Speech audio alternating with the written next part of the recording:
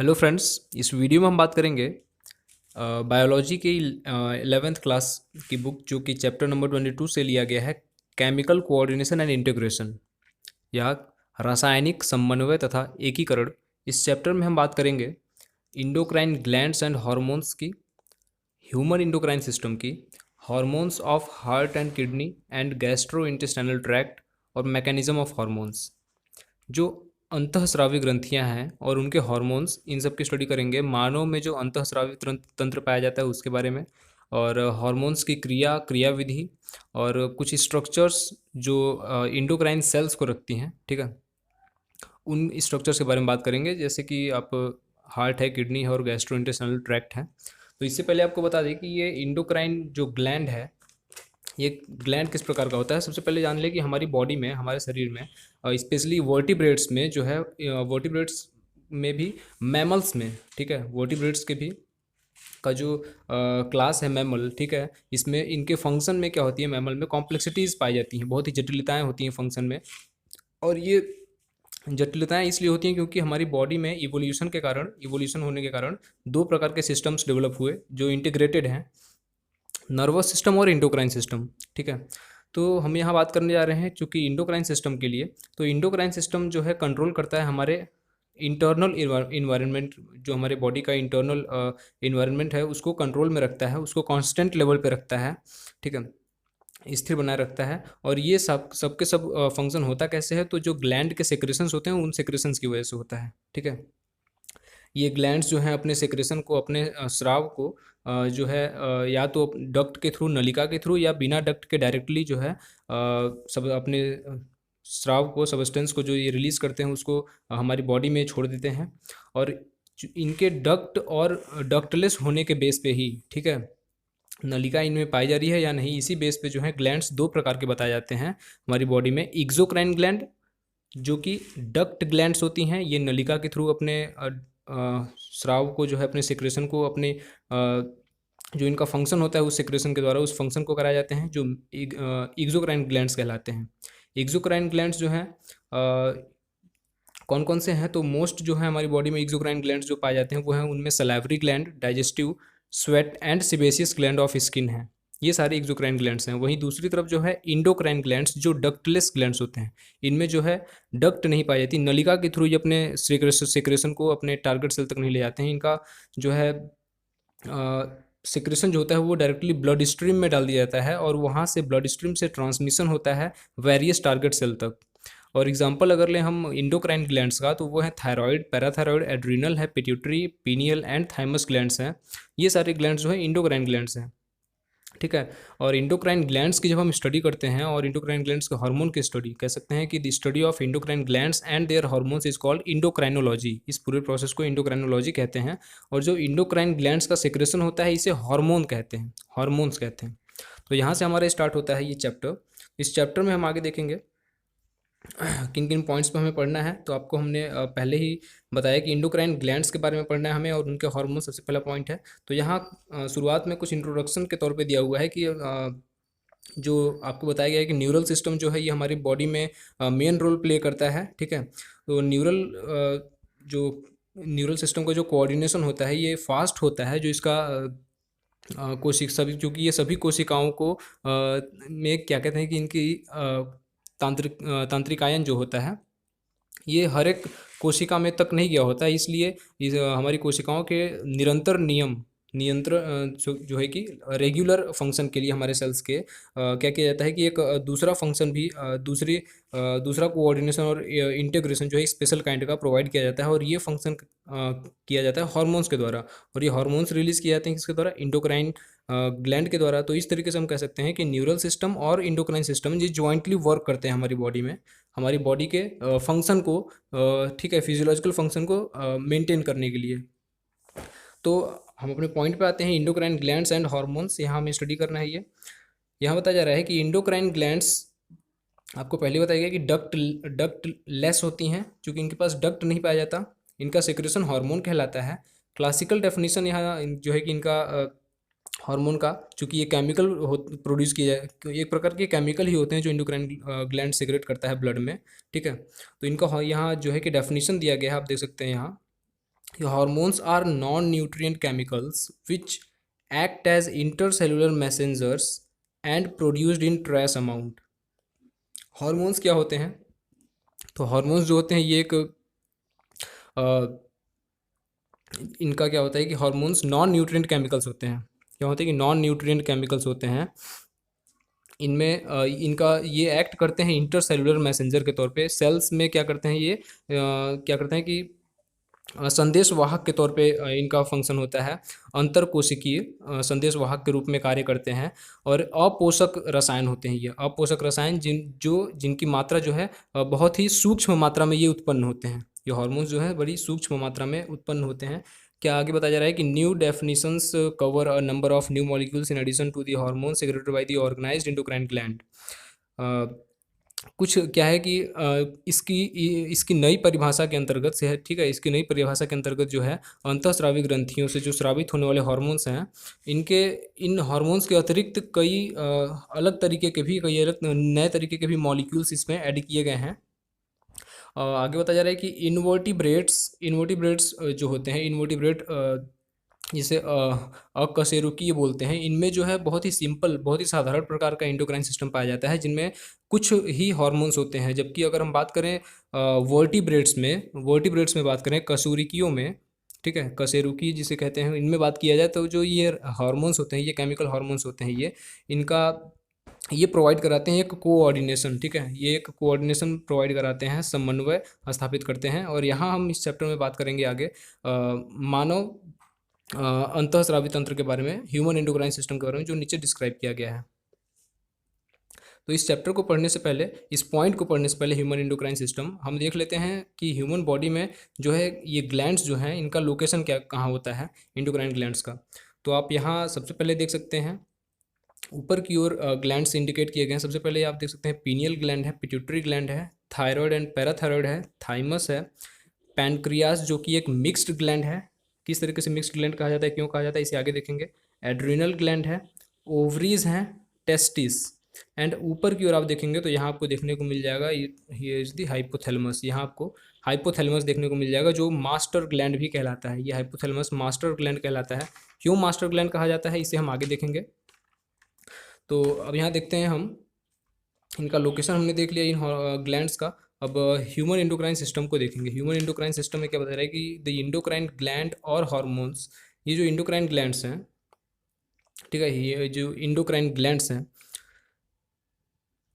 और इनके हार्मोन्स, ठीक है, ये इंडोक्राइन ग्लैंड्स जो प्रोड्यूस इंडोक्राइन ग्लैंड्स बने किससे होते हैं, तो टिश्यूज और सेल्स से बने होते हैं। ये हमारे शरीर के अलग अलग हिस्से में, डिफरेंट पार्ट्स में इंडोक्राइन सिस्टम को बनाते हैं, ठीक है। हमारे अलग शरीर के अलग अलग हिस्सों में टिश्यूज और सेल से बने हुए ये अंतःस्रावी ग्रंथियाँ हमारे शरीर में निर्माण करती हैं अंतःस्रावी तंत्र का। ये ग्लैंड्स कौन कौन से हैं तो आपको हमने फिगर में भी बताया और यहाँ पे भी लिखा हुआ आपको देखने को मिल जाएगा। पिट्यूटरी ग्लैंड, ठीक है, पिट्यूटरी ग्लैंड, पीनियल है, thyroid gland, adrenal gland, pancreas, parathyroid, thymus and gonads. Gonads में अगर नर में देखा जाए तो गोनड जो होता है वो टेस्टिस होता है और मादा में, फीमेल में ओवरी होती है, ठीक है। ये सारे ग्लैंड्स मिलके क्या करते हैं, ऑर्गेनाइज करते हैं हमारे शरीर में एक प्रकार का इंडोक्राइन बॉडीज़ को ऑर्गेनाइज करते हैं। अगर इन ग्लैंड्स के अलावा इन ग्लैंड्स के अलावा बात किया जाए तो कुछ और भी अदर ऑर्गन्स भी पाए जाते हैं हमारे शरीर में, ठीक है, जिनका फंक्शन जो होता है एज ए इंडोक्राइन ग्लैंड भी वो फंक्शन करते हैं, ठीक है। तो उनमें जो है एग्जांपल के तौर पे यहाँ पे देखने को मिल जाएगा। एग्जांपल है गैस्ट्रो इंटेस्टाइनल ट्रैक्ट है, लीवर, किडनी, हार्ट, ये सारी चीज़ें भी हार्मोन प्रोड्यूस करती हैं। तो इन सारे जो हमने देखा इंडोक्राइन ग्लैंड्स, इनका ब्रीफ अकाउंट इनके स्ट्रक्चर का और फंक्शन का, इनके सारे जो मेजर इंडोक्राइन ग्लैंड्स इनके बारे में देखेंगे। और जो हाइपोथैलेमस हमने अभी स्ट्रक्चर देखा जो हेड में, ब्रेन में पाया जा रहा है हमारे ह्यूमन बॉडी में, इन सारे ग्लैंड्स के बारे में यहाँ क्या किया जाएगा कि ब्रीफ अकाउंट दिया गया है। तो सबसे पहले स्टार्ट किया गया इस चैप्टर में हाइपोथैलेमस से। सबसे पहले स्टार्ट किया गया हाइपोथैलेमस से। हाइपोथैलेमस का आप फिगर देख सकते हैं यहाँ। हाइपोथैलेमस, तो जैसा कि आप जानते हैं कि हाइपोथैलेमस जो होता है ये क्या होता है कि डायनसिफिलॉन, फोर ब्रेन का जो डायनसिफिलॉन होता है उसका बेसल पार्ट होता है। फोर ब्रेन का अग्र मस्तिष्क जो होता है, ठीक है, जिसे प्रोजेंसिफिलॉन भी बोलते हैं, ठीक है। उसमें जो क्या होता है डायनसिफिलॉन होता है उसका सेकंड पार्ट, दो पार्ट्स होते हैं फोर ब्रेन में। सेरेब्रम और डायनसेफेलॉन, तो डायनसेफेलॉन का ही बेसल पार्ट होता है हाइपोथैलेमस, और ये हाइपोथैलेमस ही रेगुलेट करता है एक wide spectrum of body function. यह शरीर के विविध प्रकार के कार्यों पर क्या करता है, नियंत्रण बनाए रखता है हाइपोथैलेमस। और इसीलिए जो है कि हाइपोथैलेमस क्या इसे मास्टर ग्लैंड भी कहा जाता है, मास्टर भी कहा जाता है इसे सारे ग्लैंड्स का। ये क्यों कहा जाता है आगे देखेंगे। It contains several groups of neurosecretory cells called nuclei. Hypothalamus जो है ये बना किससे होता है, तो इसमें कई ग्रुप में न्यूरोसेक्रेटरी सेल्स होती हैं जिन्हें न्यूक्ली कहा जाता है, न्यूक्ली। ठीक है, ये न्यूक्ली ही प्रोड्यूस करते हैं हार्मोन्स को हाइपोथैलेमस में, और ये हार्मोन्स रेगुलेट करते हैं synthesis and secretion of pituitary hormones. जो पीयूष ग्रंथि होती है, पीयूष ग्रंथि, हमने अभी उसको फिगर में देखा, पीयूष ग्रंथि का में जो हार्मोन्स का सिंथेसिस हो रहा है, ठीक है, पीयूष ग्रंथि में हार्मोन्स जो पीयूष ग्रंथि से स्रावित होते हैं, उन हार्मोन्स के संश्लेषण और स्रावों पर नियंत्रण करता है ये हाइपोथैलेमस का स्राव। जबकि हार्मोन्स जो प्रोड्यूस किए जाते हैं हाइपोथैलेमस के द्वारा, ये दो प्रकार के होते हैं। हाइपोथैलेमस द्वारा प्रोड्यूस किए गए हार्मोन्स दो प्रकार के होते हैं। पहला होता है रिलीजिंग हार्मोन, जो पहला प्रकार है इसका। हाइपोथैलेमस में दो प्रकार के हार्मोन, पहला है रिलीजिंग हार्मोन और दूसरा है इनहिबिटिंग हार्मोन। रिलीजिंग हार्मोन और दूसरा है इनहिबिट हार्मोन। रिलीज हार्मोन जो होता है ये, इसका फंक्शन होता है कि पिट्यूटरी, हाइपोथैलेमस का रिलीज हार्मोन, इसका फंक्शन होता है कि पिट्यूटरी ग्लैंड जो है, पीयूष ग्रंथि में से जो हार्मोन होते हैं, पीयूष ग्रंथि के जो हार्मोन्स होते हैं, उनके सिक्रेशन को, उनके स्राव को प्रेरित करते हैं रिलीजिंग हार्मोन। वहीं इनहिबिटिंग हार्मोन पिट्यूटरी के सिक्रेशन को जो है इनहिबिट करते हैं, रोकते हैं। एग्जाम्पल के तौर पे अगर हम देखना चाहें तो यहाँ देख सकते हैं कि फॉर एग्जांपल दिया गया है कि हाइपोथैलेमिक हार्मोन, हाइपोथैलेमस का एक हार्मोन है जीएनआरएच, गोनाडोट्रोपिन रिलीज हार्मोन। ये जीएनआरएच जो है पिट्यूटरी में गोनाडोट्रोपिन जो हार्मोन होता है उसके सिंथेसिस और रिलीज को क्या करता है, स्टिमुलेट करता है, प्रेरित करता है। और दूसरी तरफ एक हाइपोथैलेमस का ही एक हार्मोन लिया गया है सोमैटोस्टैटिन, हाइपोथैलेमस का ही एक हार्मोन लिया गया है सोमैटोस्टैटिन। ये जो है पिट्यूटरी के ही ग्रोथ हार्मोन, पिट्यूटरी के ही ग्रोथ हार्मोन के रिलीज को क्या करता है, इनहिबिट करता है, रोकता है। आगे बताया जा रहा है कि ये हार्मोन्स जो है ओरिजिनेट होते हैं हाइपोथैलेमिक न्यूरॉन्स में। ये हार्मोन्स जो हैं हाइपोथैलेमस के, ये हाइपोथैलेमिक न्यूरॉन्स में, चूंकि ये न्यूरोसेक्रेटरी सेल से बना हुआ होता है हाइपोथैलेमस, तो हाइपोथैलेमिक न्यूरॉन्स में इनका जो है ये बनते हैं, और थ्रू एक्सॉन्स ये पास किए जाते हैं और रिलीज किए जाते हैं नर्व की एंडिंग के द्वारा। ठीक है, ये हार्मोन्स जो है पिट्यूटरी ग्लैंड तक, पीयूष ग्रंथि तक पहुंचते हैं एक पोर्टल सर्कुलेटरी सिस्टम के द्वारा। आप फिगर में देख सकते हैं, आपको समझ में आ जाएगा क्लियरली कि ये जो हार्मोन्स हैं हाइपोथैलेमस के, ये एक पोर्टल सर्कुलेटरी सिस्टम के द्वारा, ठीक है, पिट्यूटरी पीयूष ग्रंथि तक पहुंचते हैं। और पीयूष ग्रंथि का जो अग्र पीयूष ग्रंथि होती है, एंटीरियर पिट्यूटरी जिसे कहते हैं, एंटीरियर पिट्यूटरी के फंक्शन को रेगुलेट करते हैं, उसके कार्य को, उसके फंक्शन को रेगुलेट करते हैं। और साथ ही यहाँ आपको देखने को मिल जाएगा कि पोस्टीरियर पिट्यूटरी की बात करिए, यहाँ तो एंटीरियर पिट्यूटरी के बारे में बताया, पोस्टीरियर पिट्यूटरी जो होती है, ये जो हाइपोथैलेमस होता है, हाइपोथैलेमस के अंडर डायरेक्ट न्यूरल रेगुलेशन होता है। पोस्टीरियर पिट्यूटरी क्या होता है, is under direct neural regulation of hypothalamus. Posterior pituitary directly under neural regulation, या कह सकते हैं अंडर न्यूरल कंट्रोल होता है हाइपोथैलेमस के। तो ये एंटीरियर पिट्यूटरी और पोस्टीरियर पिट्यूटरी है क्या, इसे हम देखेंगे पिट्यूटरी ग्लैंड जब स्टडी करेंगे। तो यहाँ हम देखेंगे अब पिट्यूटरी ग्लैंड को। पिट्यूटरी ग्लैंड में यहाँ सबसे पहले फिगर देख लेते हैं, जो भी हमने स्टडी किया वो क्लियर हो जाएगा। डायग्रामेटिक रिप्रेजेंटेशन दिया गया पिट्यूटरी और उसका रिलेशन हाइपोथैलेमस के साथ। यहाँ आपको नेमिंग देखने को मिल जाएगी, कुछ नेमिंग्स दी हुई हैं। इसमें है हाइपोथैलेमस, ये आपको नेमिंग दिख जा रही होगी हाइपोथैलेमस। देन हाइपोथैलेमिक न्यूरॉन्स हैं, पोर्टल सर्कुलेशन है, पोर्टल सर्कुलेशन है, और नीचे की ओर posterior pituitary and anterior pituitary. तो आप देख सकते हैं पोस्टीरियर पिट्यूटरी जो है ये डायरेक्टली किससे कनेक्टेड है, हाइपोथैलेमिक न्यूरॉन्स यहाँ डायरेक्टली कनेक्टेड है यहाँ, जबकि हाइपोथैलेमस से ही हाइपोथैलेमिक न्यूरॉन्स और एंटीरियर पिट्यूटरी के बीच क्या पाया जा रहा है, पोर्टल सर्कुलेशन पाया जा रहा है। तो ये पोर्टल सर्कुलेशन के द्वारा हाइपोथैलेमस से जो है एंटीरियर पिट्यूटरी को क्या करता है, सर्कुलेशन उसका पहुँचता है। तो यहाँ हम बात करेंगे पिट्यूटरी ग्लैंड के बारे में। तो पिट्यूटरी ग्लैंड में क्या है कि इसके लोकेशन की बात होगी, पिट्यूटरी ग्लैंड के लोकेशन की बात होगी, इनके फंक्शंस की बात होगी, हार्मोन्स की बात होगी।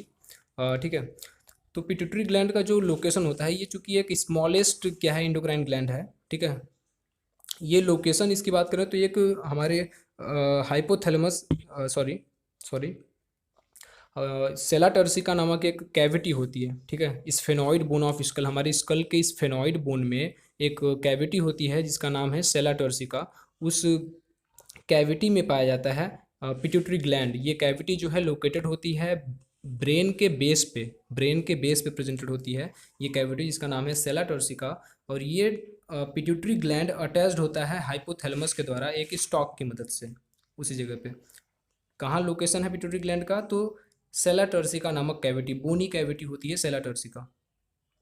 बात की जा रही है आगे कि it is divided anatomically into adeno hypophysis and neuro hypophysis. Anatomically division इसका होता है किसमें, एडिनो हाइपोफाइसिस और न्यूरो हाइपोफाइसिस में, ठीक है। इनका जो है डिवीजन एडिनो हाइपोफाइसिस में और न्यूरो हाइपोफाइसिस में हो रहा है। आंतरिकी अनुसार जो पीयूष ग्रंथि है इसको क्या किया जा रहा है, दो भागों में ये एनाटॉमिकली बटे हुए हैं। तो जो इसका एडिनो हाइपोफाइसिस पार्ट है, ठीक है, एडिनो हाइपोफाइसिस पार्ट है इसका, वो उसमें दो पोर्शंस होते हैं। पहला है पार्स डिस्टालिस, फिर पार्स इंटरमीडिया। एडिनो हाइपोफाइसिस जो है, एडिनो हाइपोफाइसिस इसमें दो हिस्से होते हैं, दो पोर्शंस होते हैं एडिनो हाइपोफाइसिस के। पहला है पार्स डिस्टालिस, दूसरा है पार्स इंटरमीडिया।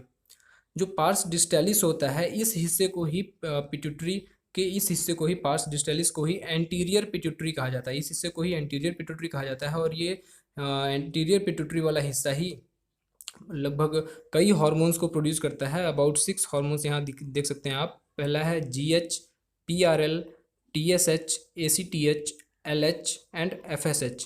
कौन कौन से हार्मोन्स हैं, तो growth hormone prolactin, thyroid stimulating hormone TSH, adrenocorticotropic hormone ACTH, luteinizing hormone LH and follicle stimulating hormone FSH। ये प्रोड्यूस किए जाते हैं पार्स डिस्टालिस के द्वारा, जिसे एंटीरियर पिट्यूटरी कहा जाता है। ये एक हिस्सा है एडिनो हाइपोफाइसिस का। वहीं दूसरा हिस्सा जो है एडिनो हाइपोफाइसिस का वो है पार्स इंटरमीडिया। तो पार्स इंटरमीडिया की अगर बात करें तो यहाँ पार्स इंटरमीडिया के बारे में बताया गया कि पार्स इंटरमीडिया सीक्रेट करता है केवल एक ही हार्मोन जिसे MSH कहते हैं, मिलेनोसाइट स्टिमुलेटिंग हार्मोन, ठीक है। जबकि ह्यूमन बीइंग में, मनुष्य में, मानव में क्या है कि पार्स इंटरमीडिया, मानव शरीर में क्या होता है कि जो पार्स इंटरमीडिया होती है ये लगभग जो है पार्स डिस्टालिस से, अपने दूसरे हिस्से से जुड़ा हुआ होता है एडिनो हाइपोफाइसिस में। लेकिन अब यहाँ बात की जा रही है न्यूरो हाइपोफाइसिस, जो पोस्टीरियर पार्ट है पिट्यूटरी का, न्यूरो हाइपोफाइसिस, या इसे पार्स नर्वोसा भी कहा जाता है, पार्स नर्वोसा भी कहा जाता है। और इसे पोस्टीरियर पिट्यूटरी कहते हैं, क्योंकि ये पार्स नर्वोसा वाला जो हिस्सा होता है ये इसका इस पार्ट को ही पोस्टीरियर पिट्यूटरी कहा जाता है। जो न्यूरो हाइपोफाइसिस होता है ये स्टोर करता है और रिलीज करता है। इसमें क्या होता है, स्टोर करता है और रिलीज करता है दो प्रकार के हार्मोन को। पहला हार्मोन जो है वो है ऑक्सीटोसिन और दूसरा है वैसोप्रेसिन। वैसोप्रेसिन हार्मोन को जो है एक और नाम से जानते हैं एंटी डायूरेटिक हार्मोन, ठीक है, ADH के नाम से भी जानते हैं वैसोप्रेसिन को। तो ये दो हार्मोन्स न्यूरो हाइपोफाइसिस के द्वारा स्टोर किए जाते हैं और रिलीज किए जाते हैं। जबकि इन हार्मोन्स का बेसिकली जो सिंथेसिस होता है इनका, वो हाइपोथैलेमस में होता है। और ये हार्मोन्स एक्सोनली, ठीक है, एक्सोनली क्या किए जाते हैं, न्यूरो हाइपोफाइसिस तक ट्रांसपोर्ट कराए जाते हैं। इनका जो सिंथेसिस होता है, फॉर्मेशन होता है, वो न्यूरो हाइपोफाइसिस में ना होके हाइपोथैलेमस में होता है। लेकिन हाइपोथैलेमस में इनको ट्रांसपोर्ट किया जाता है न्यूरो हाइपोफाइसिस तक, ये ऑक्सीटोसिन और वैसोप्रेसिन। अब आगे बात किया जा रहा है इनके ओवर सेक्रेशन से या कम सेक्रेशन से क्या होता है कि ज़्यादा सेक्रेशन हो गया है तो या कम सेक्रेशन हो जाए तो इन इन हार्मोन्स का, जो हमने यहाँ इंटीरियर और पोस्टीरियर दोनों पिट्यूटरी की बात की, या कह सकते हैं एडिनो हाइपोफाइसिस और न्यूरो हाइपोफाइसिस दोनों के लिए। तो दोनों के हार्मोन्स को के कुल साथ में लेके चला गया। यहाँ पे बताया जा रहा है कि over secretion of GH, growth hormone का अगर ज़्यादा सिक्रेशन हो जाता है तो हमारा शरीर जो है एक हमारे शरीर का बेढंगा सा ग्रोथ होने लगता है, जिसे जाइजेंटिज्म कहते हैं, इसमें क्या होता है कि और साथ ही अगर लो सिक्रेशन, ये तो हो गया ओवर सिक्रेशन, ज़्यादा ग्रोथ हार्मोन का सिक्रेशन हो जाए, ठीक है। ग्रोथ हार्मोन कहाँ से सिक्रेट हो रहा था, तो हमारे पार्स डिस्टालिस वाले हिस्से से रिलीज हो रहा था। तो इसके ज़्यादा रिलीज होने से जाइजेंटिज्म हो जाता है हमारे शरीर में। अगर इसका सिक्रेशन लो होता है ग्रोथ हार्मोन का, तो ये स्टंटेड ग्रोथ रह जाती है। हमारे शरीर का जो ग्रोथ है, जो हमारे विकास है हमारे शरीर का, वो रुक जाता है और इसे पिट्यूटरी ड्वार्फिज्म में ये तब्दील हो जाता है, पिट्यूटरी ड्वार्फिज्म कॉज कर देता है। अगर ग्रोथ हार्मोन जो है, ग्रोथ हार्मोन का सेक्रेशन बहुत ज़्यादा एक्सेस मात्रा में हो जाता है तो ये क्या करता है कि एडल्ट में, स्पेशली मिडिल एज में ये होता है एक्सेस सेक्रेशन। अगर ये हो जाता है तो बहुत ही घातक डिसफिगरमेंट कॉज कर देता है, जिसे जिसे एक्रोमेगैली कहते हैं। और इसका जो है इफेक्ट आपको मेनली आपको स्पेशली कहाँ देखने को मिलेगा, तो आपके फेस पे देखने को मिलेगा। इस कंडीशन को एक्रोमेगैली कहा गया है। और ये लेड करता है, इससे क्या क्या सीरियस कॉम्प्लिकेशंस होते हैं, तो ये प्री मैच्योर, इसमें कई सीरियस कॉम्प्लिकेशंस होते हैं और प्री मैच्योर डेथ भी हो सकती है अगर इसे चेक न कराया जाए। और चूंकि ये ऐसी डिजीज़ होती है जिसको डायग्नोज करना, अर्ली स्टेज में डायग्नोज करना तो बहुत ही मुश्किल होता है कुछ सालों तक, जब तक कि आपके शरीर में आपके बाहरी जो है फीचर में, ठीक है, आपके शरीर के बाहरी फीचर में कुछ नोटिस ना हो, कुछ चेंजेस नोटिस ना हो, तब तक इसे चेक कर पाना, डिटेक्ट कर पाना बहुत ही मुश्किल होता है कुछ सालों तक। ये तो हुआ ग्रोथ हार्मोन के बारे में।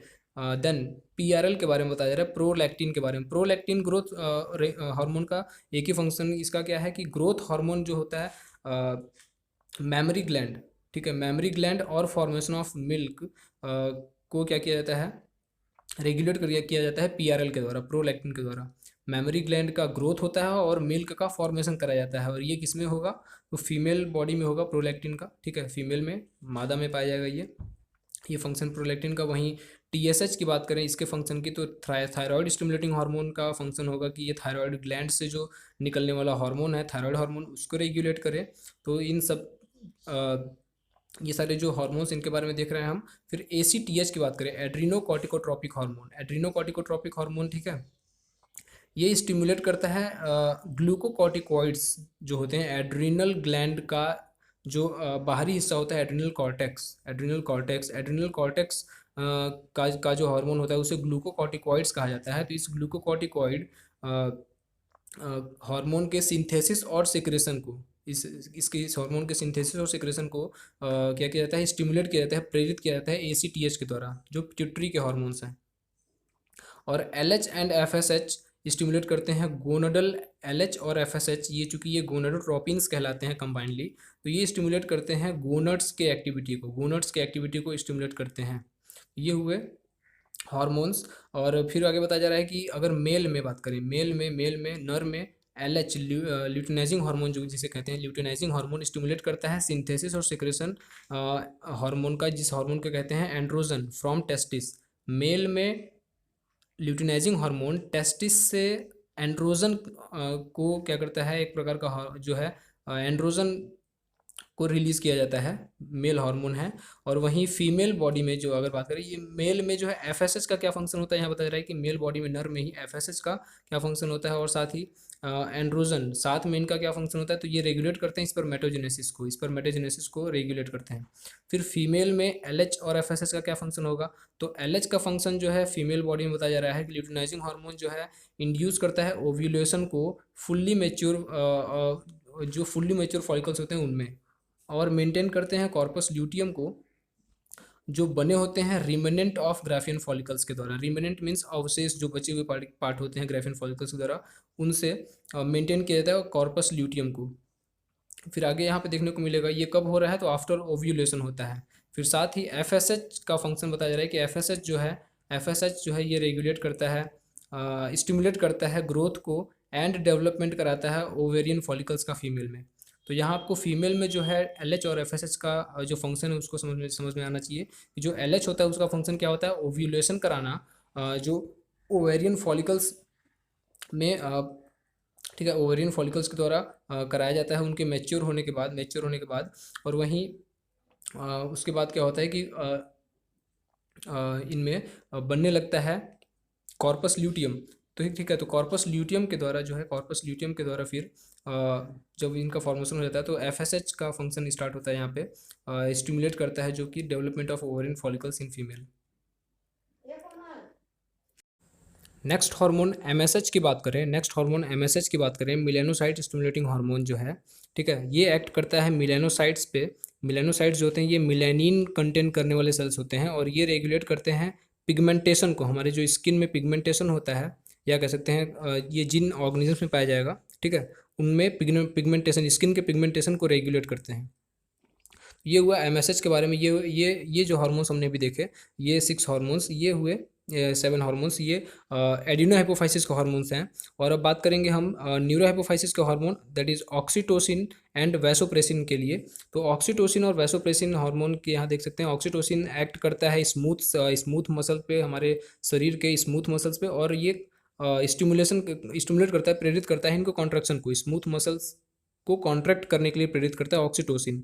ऑक्सीटोसिन का मेन फंक्शन क्या होता है कि जब पार्चुरेशन जब हो रहा होता है, चाइल्ड बर्थ हो रहा होता है फीमेल बॉडी में, जब चाइल्ड बर्थ के दौरान, ठीक है, और मिल्क का एजेक्शन के लिए मेमोरी ग्लैंड में, ठीक है, चाइल्ड के बर्थ के दौरान जो है विग्रस कॉन्ट्रैक्शन कराता है यूटेरस में। जो यूटेरस होता है उसमें एक प्रकार का क्या करता है कि विग्रस कॉन्ट्रैक्शन कराता है, एक बहुत ही तेज़ी से क्या कराता है, कॉन्ट्रैक्शन, संकुचन होता है यूटेरस में चाइल्ड बर्थ के दौरान। और यही मेमोरी ग्लैंड से मिल्क का इजेक्शन कराने के लिए भी ऑक्सीटोसिन जो है रिस्पॉन्सिबल होता है फीमेल बॉडी में। वहीं अगर बात करें वैसोप्रेसिन की, तो इसका एक्शन होता है मेनली किडनी पे। मेनली कहाँ होता है वैसोप्रेसिन का फंक्शन, तो किडनी। और ये क्या करता है कि स्टिमुलेट करता है वाटर और इलेक्ट्रोलाइट्स के रिजॉर्प्शन को बाय डिस्टल ट्यूब्स, ठीक है। और इसके ये जब रिजॉर्प्शन होता है वाटर इलेक्ट्रोलाइट्स का, तो इसके इसके द्वारा होता क्या है, तो जो यूरिन के थ्रू वाटर का लॉस हो रहा होता है उसको, उसमें कमी आती है। तो इस तरीके से हम कह सकते हैं कि जो वैसोप्रेसिन होता है, वैसोप्रेसिन जो है हार्मोन, ये इस तरीके से एक्ट करता है एक एंटी डायूरेटिक हार्मोन की तरह, इसीलिए इसे एडीएच भी कहा जाता है, एडीएच हार्मोन भी कहा जाता है, ठीक है। फिर आगे बताया जा रहा है कि एन इम्पेयरमेंट अफेक्टिंग सिंथेसिस और release of ADH resulting in diminished ability of the kidney to conserve water leading to water loss and dehydration, this condition is known as diabetes insipidus. अगर जो है एडीएच के release में, ठीक है, ADH के release में जो है कि अगर कोई खराबी आती है, ठीक है, तो इससे क्या होता है कि किडनी का जो वाटर का लॉस होना, ठीक है, और वाटर को जो लीड करने का जो इसकी कैपेबिलिटी होती है, एबिलिटी होती है, ये धीरे धीरे क्या होती है, कम होने लगती है। जब एडीएच के सिक्रेशन में कोई दिक्कत आती है, सिंथेसिस और सिक्रेशन में कोई दिक्कत आती है, तो वाटर किडनी की जो एबिलिटी होती है कि ये वाटर को लीड करता है, उसके लॉस को और डिहाइड्रेशन को, ठीक है, ये इसमें इसमें भी कमी आने लगती है। तो इस तरीके से इस कंडीशन को जो है क्या कहते हैं, हम इस कंडीशन को कहते हैं डायबिटीज़ इंसाइपिडस। इस कंडीशन को डायबिटीज़ इंसाइपिडस कहा जाता है। इसमें क्या होगा कि वाटर का जो है लॉस होने लगेगा, डायूरेसिस होगा, ठीक है। तो इस तरीके से हमने देखा यहाँ पे पिट्यूटरी ग्लैंड को, जो कि किस तरीके से हमारे शरीर के कई ग्लैंड्स के सेक्रेशन को, उनके सिंथेसिस को, ठीक है, क्या कर रहा है, कंट्रोल कर रहा है। तो इस तरीके से जो है पिट्यूटरी ग्लैंड को मास्टर ग्लैंड कहा जाता है। पिट्यूटरी ग्लैंड को मास्टर ग्लैंड कहा जाता है क्योंकि ये अपने हार्मोन से कंट्रोल करता है दूसरे अदर इंडोक्राइन ग्लैंड्स के एक्टिविटी को।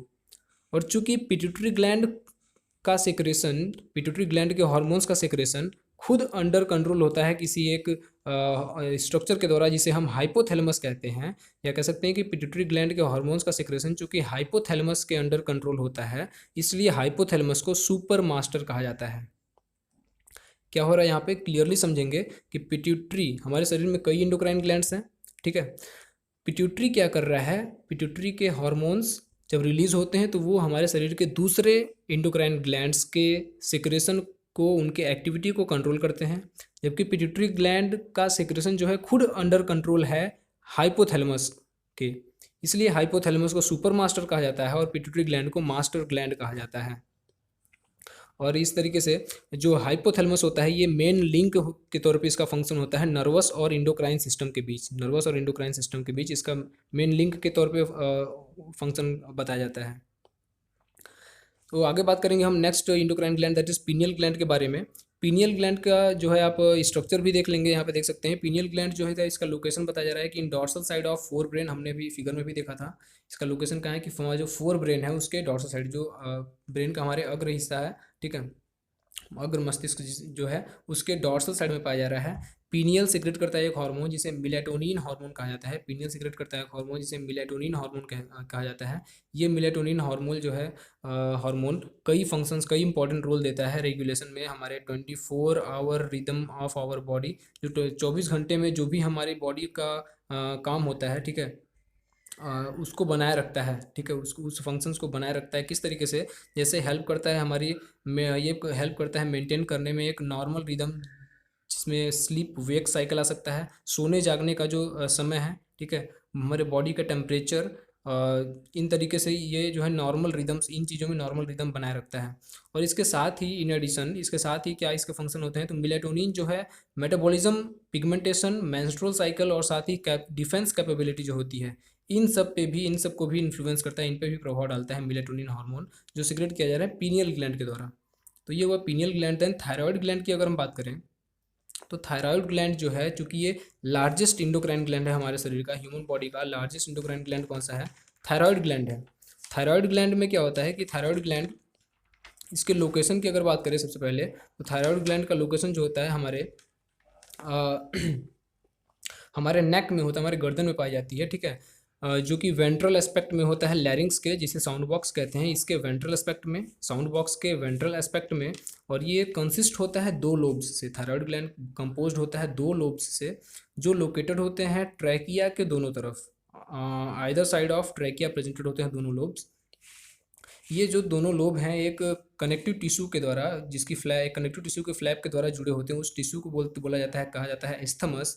और चूंकि थायराइड ग्लैंड जो है ये कंपोज्ड है हुआ है फॉलिकल्स और स्ट्रोमल टिश्यूज़ के द्वारा, तो इसके प्रत्येक जो थायराइड फॉलिकल्स होते हैं, प्रत्येक थायराइड फॉलिकल्स जो हैं ये भी कंपोज्ड होते हैं फॉलिकुलर सेल्स से। प्रत्येक थायराइड फॉलिकल्स फॉलिकुलर सेल्स से बने हुए हैं, और ये फॉलिकुलर सेल्स एक क्या किए होते हैं, एक घेरा बना लेते हैं, जिस घेरे के अंदर एक कैविटी फॉर्म हो जाती है, ठीक है, कैविटी फॉर्म हो जाती है। और यही फॉलिकुलर सेल्स जो सिंथेसिस कर रहे हैं थायराइड ग्लैंड को, ठीक है, यही फॉलिकुलर सेल्स सिंथेसाइज करते हैं दो प्रकार के हार्मोन को, दो प्रकार के हार्मोन को सिक्रेट करते हैं, टेट्रा आइडोथायरोनिन या थायरोक्सिन T4 कहते हैं इसे, ठीक है, और दूसरा है T3, T4 and T3, that is tetra iodothyronine and T3 try iodothyronine. तो आयोडीन यहाँ बताया जा रहा है कि आयोडीन, बताया क्या जा रहा है कि आयोडीन इज इसेंशियल। आयोडीन क्या होता है, इसेंशियल होता है, आयोडीन इसेंशियल होता है। इसको हम देखेंगे पॉइंट को, फिर सबसे पहले यहाँ हमने मिस कर दिया इसके फिगर को देख लेते हैं। थायराइड ग्लैंड का जो फिगर है यहाँ आप क्लियरली समझ में आ जाएगा। ये दो फिगर दिया गया, फिगर नंबर ए, यहाँ आपको वोकल कॉर्ड और थायराइड देखने को मिलेगा, ट्रैकिया देखने को मिल जाएगा। और फिगर नंबर बी में जो है पैराथायराइड ग्लैंड्स को दिखाया जा रहा है। पैराथायराइड ग्लैंड, थायराइड ग्लैंड के बाद हम स्टडी करेंगे। ये इसका लोकेशन है हमारे नेक पे, ठीक है, वोकल कॉर्ड के नीचे। और थायराइड ग्लैंड जो है ट्रैकिया के दोनों तरफ पाया जा रहा है। इसका इसका one lobe each side of trachea पाया जा रहा है। तो यहाँ थायराइड ग्लैंड के दो हार्मोन्स के बारे में हमने देखा था, T4 एंड T3। अब आगे बताया जा रहा है कि जो आयोडीन होता है, आयोडीन चूँकि हमारे इसका जो है normal rate of hormone synthesis जो है थायराइड में जो है थायराइड के हार्मोन के नॉर्मल सिंथेसिस के लिए आयोडीन की बहुत आवश्यकता होती है। तो चूंकि आयोडीन की अगर हमारे डाइट में, हमारे भोजन में आयोडीन की कमी हो जाती है, तो उससे उसके कारण हाइपोथायरॉयडिज्म हो जाता है। उसके कारण क्या हो जाएगा, हाइपोथायरॉयडिज्म कॉज हो जाता है, जिसके कारण ही थायराइड ग्लैंड में वृद्धि हो जाती है। और इससे, इस वृद्धि को, जो थायराइड ग्लैंड में वृद्धि होती है, इसे सामान्यतः ग्वाइटर कहा जाता है। ग्वाइटर कहा जाता है, घेंघा रोग भी कहते हैं इसे, ठीक है, घेंघा रोग भी कहा जाता है। और हाइपोथायरॉयडिज्म अगर प्रेगनेंसी के दौरान हो जाती है, हाइपोथायरॉयडिज्म अगर प्रेगनेंसी के दौरान हो जाती है फीमेल बॉडी में, तो ये जो डिफेक्टिव डेवलपमेंट कर सकते हैं एंड मैच्योरेशन ऑफ ग्रोइंग, जो जो बेबी होगा, ठीक है, उसके उसमें लीड कर सकता है स्टंटेड ग्रोथ। और जिस प्रोसेस, इस पूरे प्रक्रिया को क्या कहते हैं, क्रीटनिज्म कहते हैं। क्या कहते हैं इसे, क्रीटनिज्म कहते हैं। ग्रोथ स्टंटेड हो जाएगी, ठीक है, क्रीटनिज्म कहते हैं। साथ ही इसके साथ ही मेंटल रिटार्डेशन हो सकता है। मेंटली क्या हो जाएगा, बच्चा रिटार्डेड होगा, लो इंटेलिजेंस क्वेश्चन वाला होगा, जो IQ होगा उस बच्चे का बहुत ही कम होगा, स्किन भी एबनॉर्मल होगी, डीफ म्यूटिज्म इट्सेट्रा, अन्य कुछ और भी हो सकते हैं। अगर एडल्ट वुमेन में बताया जा रहा है कि इन एडल्ट वुमेन अगर ये हाइपोथायरॉयडिज्म हो जाता है, अगर किसी एडल्ट वुमेन में हाइपोथायरॉयडिज्म मतलब कि थायराइड हार्मोन की कमी हो जाती है, तो क्या होता है कि उनमें मेंस्ट्रुअल साइकिल भी इरेगुलर हो सकता है, मेंस्ट्रुअल साइकिल में भी इरेगुलरिटीज़ देखने को मिल सकती है। और थायराइड थायराइड ग्लैंड के द्वारा, due to cancer of thyroid gland, अगर थायराइड ग्लैंड में किसी प्रकार कैंसर हो जाए, या इनमें इनके जो नोड्यूल्स हैं थायराइड ग्लैंड के, इनमें डेवलपमेंट होने लगे, तो जो सिंथेसिस और सिक्रेशन होता है थायराइड ग्लैंड में, ठीक है, इसकी मात्रा, इसकी जो दर है, रेट है, वो बहुत ज़्यादा बढ़ जाती है।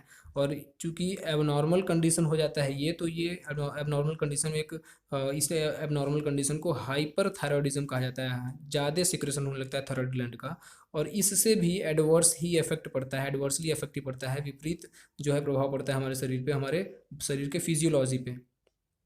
क्या हाइपरथायरॉयडिज्म का क्या प्रभाव पड़ता है, यहाँ देखेंगे कि exophthalmic goitre is a form of hyperthyroidism. जो इग्ज़ॉप्थेल्मिक ग्वाइटर है एक प्रकार का, ये हाइपरथायरॉयडिज्म से कॉज होता है। इग्ज़ॉप्थेल्मिक ग्वाइटर में क्या होता है कि इसका कैरेक्टर दिया गया है कि इसमें जो थायराइड ग्लैंड है वो लार्ज हो जाता है। आई बॉल्स, आँख जो है, हमारी आँख जो है ये बाहर की ओर जैसे लगती है कि बाहर की ओर निकलने वाली है, प्रोट्रूजन आ जाता है इसमें, ठीक है।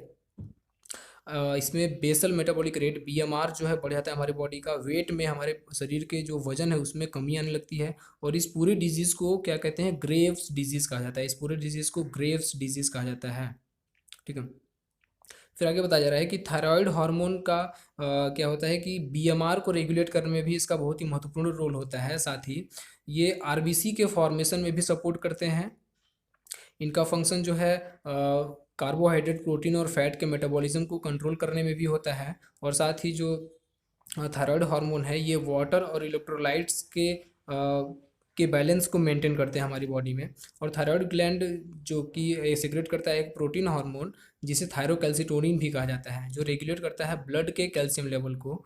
तो इस तरीके से हम कह सकते हैं कि थायराइड ग्लैंड जो है वो दो प्रकार के हार्मोन सेक्रेट करता है। पहला आयोडिनेटेड हार्मोन और दूसरा नॉन आयोडिनेटेड हार्मोन। आयोडिनेटेड हार्मोन में आते हैं T4 एंड T3, और नॉन आयोडिनेटेड हार्मोन जो प्रोटीन हार्मोन होता है ये क्या होता है कि ये TCT कहते हैं इसे, थायरोकैल्सिटोनिन। थायरोकैल्सिटोनिन का फंक्शन क्या होता है क्या यहाँ पे कि ये ब्लड कैल्शियम लेवल को रेगुलेट करता है, जिसे TCT हार्मोन कहते हैं, ठीक है। अब नेक्स्ट जो है हमारा ग्लैंड है वो है पैराथायरॉयड ग्लैंड। तो हमने पैराथायरॉयड ग्लैंड का चूंकि फिगर देखा, यहाँ फिर से हम देख लेंगे पैराथायरॉयड ग्लैंड का फिगर। ये थायराइड ग्लैंड के ही, ठीक है, थायराइड ग्लैंड का जब डॉर्सल साइड लेते हैं, थायराइड ग्लैंड का जब तो डॉर्सल साइड लेते हैं तो आपको ये पैराथायरॉयड ग्लैंड यहाँ पे देखने को मिल जाएगा। थायराइड ग्लैंड का डॉर्सल साइड लेते हैं तो आपको ये पैराथायरॉयड ग्लैंड यहाँ पे देखने को मिल जाएगा। ये पॉइंट्स जो हैं आपको, ये रेड पॉइंट्स, ये पैराथायरॉयड ग्लैंड को ही इंडिकेट कर रहे हैं। क्योंकि पैराथायरॉयड ग्लैंड की जो संख्या होती है वो 4 होती है, और प्रत्येक थायराइड ग्लैंड का जो, चूँकि ये बाई लोब्ड होता है थायराइड ग्लैंड, 2 लोब वाला, तो प्रत्येक लोब पे, प्रत्येक थायराइड ग्लैंड के 2 लोब पे 2 पैराथायराइड ग्लैंड पाया जाता है। यहाँ फिगर में इंडिकेट किया गया, आप इसे देख सकते हैं। अभी स्टडी करेंगे हम यहाँ पे पैराथायराइड ग्लैंड की। तो बताया जा रहा है कि ह्यूमन में जो है 4 पैराथायराइड ग्लैंड्स, 4 पैराथायराइड ग्लैंड पाए जाते हैं जो बैक साइड पे पाए जाते हैं थायराइड ग्लैंड के। थायराइड ग्लैंड के बैक साइड पे 4 पैराथायराइड ग्लैंड्स पाए जाते हैं ह्यूमन में, मनुष्य में। और प्रत्येक जो लोब होता है थायराइड ग्लैंड का उस पे 2 पैराथायराइड ग्लैंड्स होते हैं, फिगर में हमने भी देखा। और चूंकि पैराथायराइड ग्लैंड जो होता है इसका सिक्रेशन जो होता है एक पेप्टाइड हार्मोन होता है, और ये एक ही हार्मोन सिक्रेट करता है जिसे पैराथायराइड हार्मोन कहा जाता है, या PTH कह सकते हैं, पैराथायराइड हार्मोन या PTH। और सिक्रेशन, PTH का सिक्रेशन जो है ये रेगुलेट किया जाता है कैल्शियम लेवल, सर्कुलेशन जो कैल्शियम आयन का होता है इसके लेवल पे, इसके लेवल के द्वारा सिक्रेशन जो है रेगुलेट किया जाता है PTH का। जो कैल्शियम आयन का लेवल होता है हमारी बॉडी में, कैल्शियम आयन का लेवल, इसके द्वारा ही क्या कहते हैं, रेगुलेट किया जाता है PTH के सिक्रेशन को, पैराथायराइड हार्मोन के सिक्रेशन को। पैराथायराइड हार्मोन का फंक्शन क्या है यहाँ बताया जा रहा है कि ये इंक्रीज करता है कैल्शियम लेवल को, इंक्रीज करता है हमारे ब्लड में। वहीं PTH का फंक्शन होता है हमारे बोन्स पे भी, हमारे बोन्स पे भी इनका फंक्शन होता है, क्योंकि ये स्टिमुलेट करते हैं एक प्रोसेस को, बोन रिजॉर्प्शन के प्रोसेस को, जिसमें डिसोल्यूशन या डीमिनरलाइजेशन होता है। और साथ ही PTH का जो है इनका फंक्शन, जो रिजॉर्प्शन का फंक्शन है कैल्शियम का बाई रीनल ट्यूब्यूल्स के द्वारा, और ये इंक्रीज करते हैं कैल्शियम के एब्जॉर्प्शन को डाइजेस्टेड फ्रॉम डाइजेस्टेड फूड भी। PTH पैराथायराइड हार्मोन चूंकि ये कैल्शियम लेवल को हमारे ब्लड में क्या करते हैं, इंक्रीज करते हैं। किस तरीके से इंक्रीज करते हैं, तो ये हमारे जो भोजन में कैल्शियम की मात्रा जो होती है, ठीक है, चाहे वो इंटेस्टाइन के थ्रू हुआ, वहाँ से एब्जॉर्प्शन इनका होता है। रीनल ट्यूब्यूल्स, जो किडनी की ट्यूब्यूल्स होती हैं उनके द्वारा रिजॉर्प्शन होता है। तो इस तरीके से जो है पीटीएच कैल्शियम लेवल को इंक्रीज करता है हमारे ब्लड में। फिर आगे बताया जा रहा है कि इट इज़ दस क्लियर, इस तरीके से यह क्लियर होता है कि पीटीएच हार्मोन जो है ये हाइपर कैल्सियमिक हार्मोन है। हाइपर कैल्सियमिक मतलब कैल्शियम की मात्रा को बढ़ाने वाला हार्मोन है, that is in it increases calcium level. और इसके साथ ही टीसीटी, ठीक है, पीटीएच के साथ मिलकर टीसीटी एक बहुत ही महत्वपूर्ण कैल्शियम बैलेंस करता है हमारी बॉडी में, बहुत ही महत्वपूर्ण इसका योगदान है कैल्शियम के बैलेंस करने में हमारी बॉडी के। पीटीएच जो कि क्या है, पैराथायरॉयड ग्लैंड का हार्मोन है, और टीसीटी जो थायरोकैल्सिटोनिन है हार्मोन थायराइड ग्लैंड का, ये दोनों हार्मोन एक साथ मिलके हमारे शरीर में एक महत्वपूर्ण रोल अपना देते हैं, योगदान देते हैं कैल्शियम को बैलेंस करने में। तो ये हुआ thymus gland, sorry parathyroid gland. अब हम बात करेंगे नेक्स्ट ग्लैंड थाइमस ग्लैंड की। तो थाइमस ग्लैंड का लोकेशन हम देख लेंगे, थाइमस ग्लैंड का लोकेशन देख लेंगे, और उसके बाद इसके बारे में यहाँ बताया जा रहा है कि स्ट्रक्चर इसका जो होता है ये लोब्यूलर स्ट्रक्चर होता है। थाइमस ग्लैंड का जो स्ट्रक्चर है ये लोब्यूलर स्ट्रक्चर होता है, और ये कहाँ पाया जाता है, ये हमारे लंग के बीच पाया जाता है, ठीक है, behind sternum on the ventral side of aorta. इसका आप फिगर देख पा रहे होंगे, और इसका लोकेशन जो है आपको एकदम क्लियर होना चाहिए कि हमारे जो फेफड़े होते हैं उनके बीच पाया जाता है, स्टर्नम के पीछे, और एओर्टा जो होता है उसके वेंट्रल साइड में पाया जाता है, हार्ट के फ्रंट साइड में आपको देखने को मिल जाएगा इसका फिगर, आप यहाँ देख सकते हैं इसका लोकेशन। और जो कि थाइमस जो है, थाइमस का एक इम्पॉर्टेंट रोल होता है, थाइमस का एक इम्पॉर्टेंट रोल होता है इसका, ये रोल प्ले करता है इम्यून सिस्टम के डेवलपमेंट में। जो हमारी इम्यून सिस्टम है उसको डेवलप करता है हमारे शरीर में थाइमस ग्लैंड। किस तरीके से तो चूंकि ये ग्लैंड सिक्रेट करता है एक पेप्टाइड हार्मोन जिसे थाइमोसिन्स कहते हैं, और थाइमोसिन्स का एक हार्मोन का जो एक मेजर रोल है वो है टी लिम्फोसाइट्स को डिफ्रेंशिएट करना, टी लिम्फोसाइट्स को क्या करना, डिफ्रेंशिएट करना। ये टी लिम्फोसाइट जो होते हैं ये सेल में प्रेजेंटेड, सेल में इम्यूनिटी को बढ़ाते हैं, सेल को इम्यूनिटी प्रदान करते हैं, हमारी सेल्स को इम्यूनिटी प्रदान करते हैं।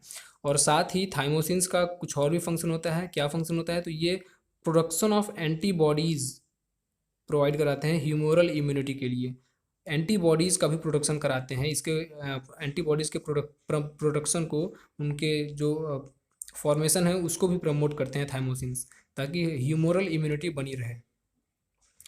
साथ ही थाइमस जो है ये हमारे अगर देखें थाइमस ग्लैंड तो ये ओल्ड इंडिविजुअल्स में, जो ओल्ड में देखें अगर, जैसे कि अगर यंग कोई बंदा है, आदमी है, ठीक है, इसमें क्या होता है कि जो थाइमस ग्लैंड चूँकि ये क्या होता है उसमें ग्रो किया हुआ होता है, तो उसमें थाइमोसिन्स का सिक्रेशन अच्छा हो रहा होता है, प्रोडक्शन अच्छा हो रहा होता है। वहीं ओल्ड इंडिविजुअल में थाइमोसिन का प्रोडक्शन अच्छा नहीं होता, क्योंकि थाइमस ग्लैंड जो है वो अब डिजनरेट होने लगता है, धीरे धीरे ख़त्म होने लगता है, अपने आकार में भी कमी लाने लगता है, और जिसके फलस्वरूप क्या होता है, as a result immune response जो होता है ओल्ड पर्सन में बहुत ही कम हो रह जाता है, कमज़ोर हो जाता है, ठीक है। तो यहाँ हमने देखा थाइमस ग्लैंड के बारे में। देन बात करेंगे अब एड्रिनल ग्लैंड की, एड्रिनल ग्लैंड के बारे में बात करेंगे। एड्रिनल ग्लैंड का पहले देख लेते हैं इसका लोकेशन।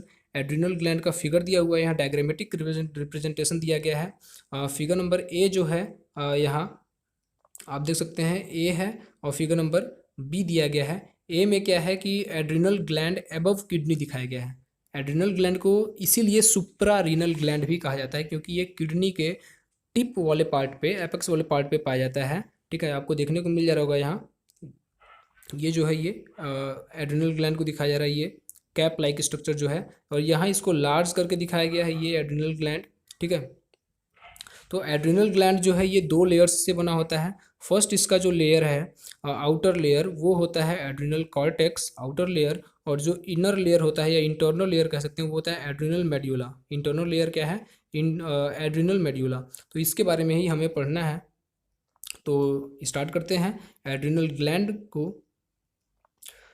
एड्रिनल ग्लैंड जो होता है हमारी बॉडी में क्या पाया जा रहा है कि एक जोड़े में पाया जाता है, 2 होता है, चूँकि किडनी 2 है तो दोनों किडनी के टॉप पे पाया जाएगा, तो 2 जोड़े एड्रिनल ग्लैंड होंगे, और दोनों कहाँ पाए जाएंगे, एंटीरियर पार्ट पे किडनी के। ये ग्लैंड जो हैं बने होते हैं 2 प्रकार के टिश्यूज़ के द्वारा। ये ग्लैंड जो हैं एड्रिनल ग्लैंड बने होते हैं 2 प्रकार के टिश्यूज़ के द्वारा, जो क्या होते हैं, सेंट्रली लोकेटेड टिश्यू जो होता है उसे बोलते हैं एड्रिनल मेड्यूला, जैसा कि हमने अभी देखा, और जो आउटसाइड में होता है वो होता है एड्रिनल कॉर्टेक्स। तो इस तरीके से एड्रिनल ग्लैंड जो है दो टिश्यू से बना हुआ है, आउटर साइड एड्रिनल कॉर्टेक्स और इनर साइड में जो है एड्रिनल मेड्यूला। ठीक है, सेंट्रली क्या है, एड्रिनल मेड्यूला है। अगर हम बात करें ये इसके हार्मोन्स की, एड्रिनल कॉर्टेक्स या एड्रिनल मेड्यूला के कौन कौन से हार्मोन्स होते हैं, तो जो एड्रिनल कॉर्टेक्स है, एड्रिनल कॉर्टेक्स भी फर्दर इसमें भी 3 लेयर्स होती हैं। आपको बता दें कि एड्रिनल कॉर्टेक्स में भी फर्दर 3 लेयर्स होते हैं। जो आउटर लेयर कॉर्टेक्स का होता है वो है जोना ग्लोमेरुलोसा, मिडिल है जोना फेसिक्यूलेटा एंड इनर लेयर है जोना रेटिक्यूलरिस। ये 3 लेयर्स होते हैं फर्दर एड्रिनल कॉर्टेक्स में, ये 3 लेयर्स होते हैं एड्रिनल कॉर्टेक्स में, 3 लेयर्स होते हैं। फिर अगर हम बात करें मेड्यूला की, तो एड्रिनल मेड्यूला में भी जो है एड्रिनल मेड्यूला जो होता है ये क्रोमेफिन सेल्स से बना होता है कम्प्लीटली, ये क्रोमेफिन सेल्स से बना हुआ होता है। तो जो 3 लेयर्स हमने बात की एड्रिनल कॉर्टेक्स की, एड्रिनल कॉर्टेक्स की 3 लेयर्स, ये तीनों लेयर्स जो हैं अलग अलग हार्मोन्स को प्रोड्यूस करते हैं और एड्रिनल कॉर्टेक्स के हार्मोन्स को कॉर्टिकोस्टेरॉइड या एड्रीनोकॉर्टिकॉइड्स कहा जाता है। इनके हार्मोन्स भी 3 कैटेगरी के होंगे क्योंकि एड्रिनल कॉर्टेक्स के 3 लेयर्स हैं।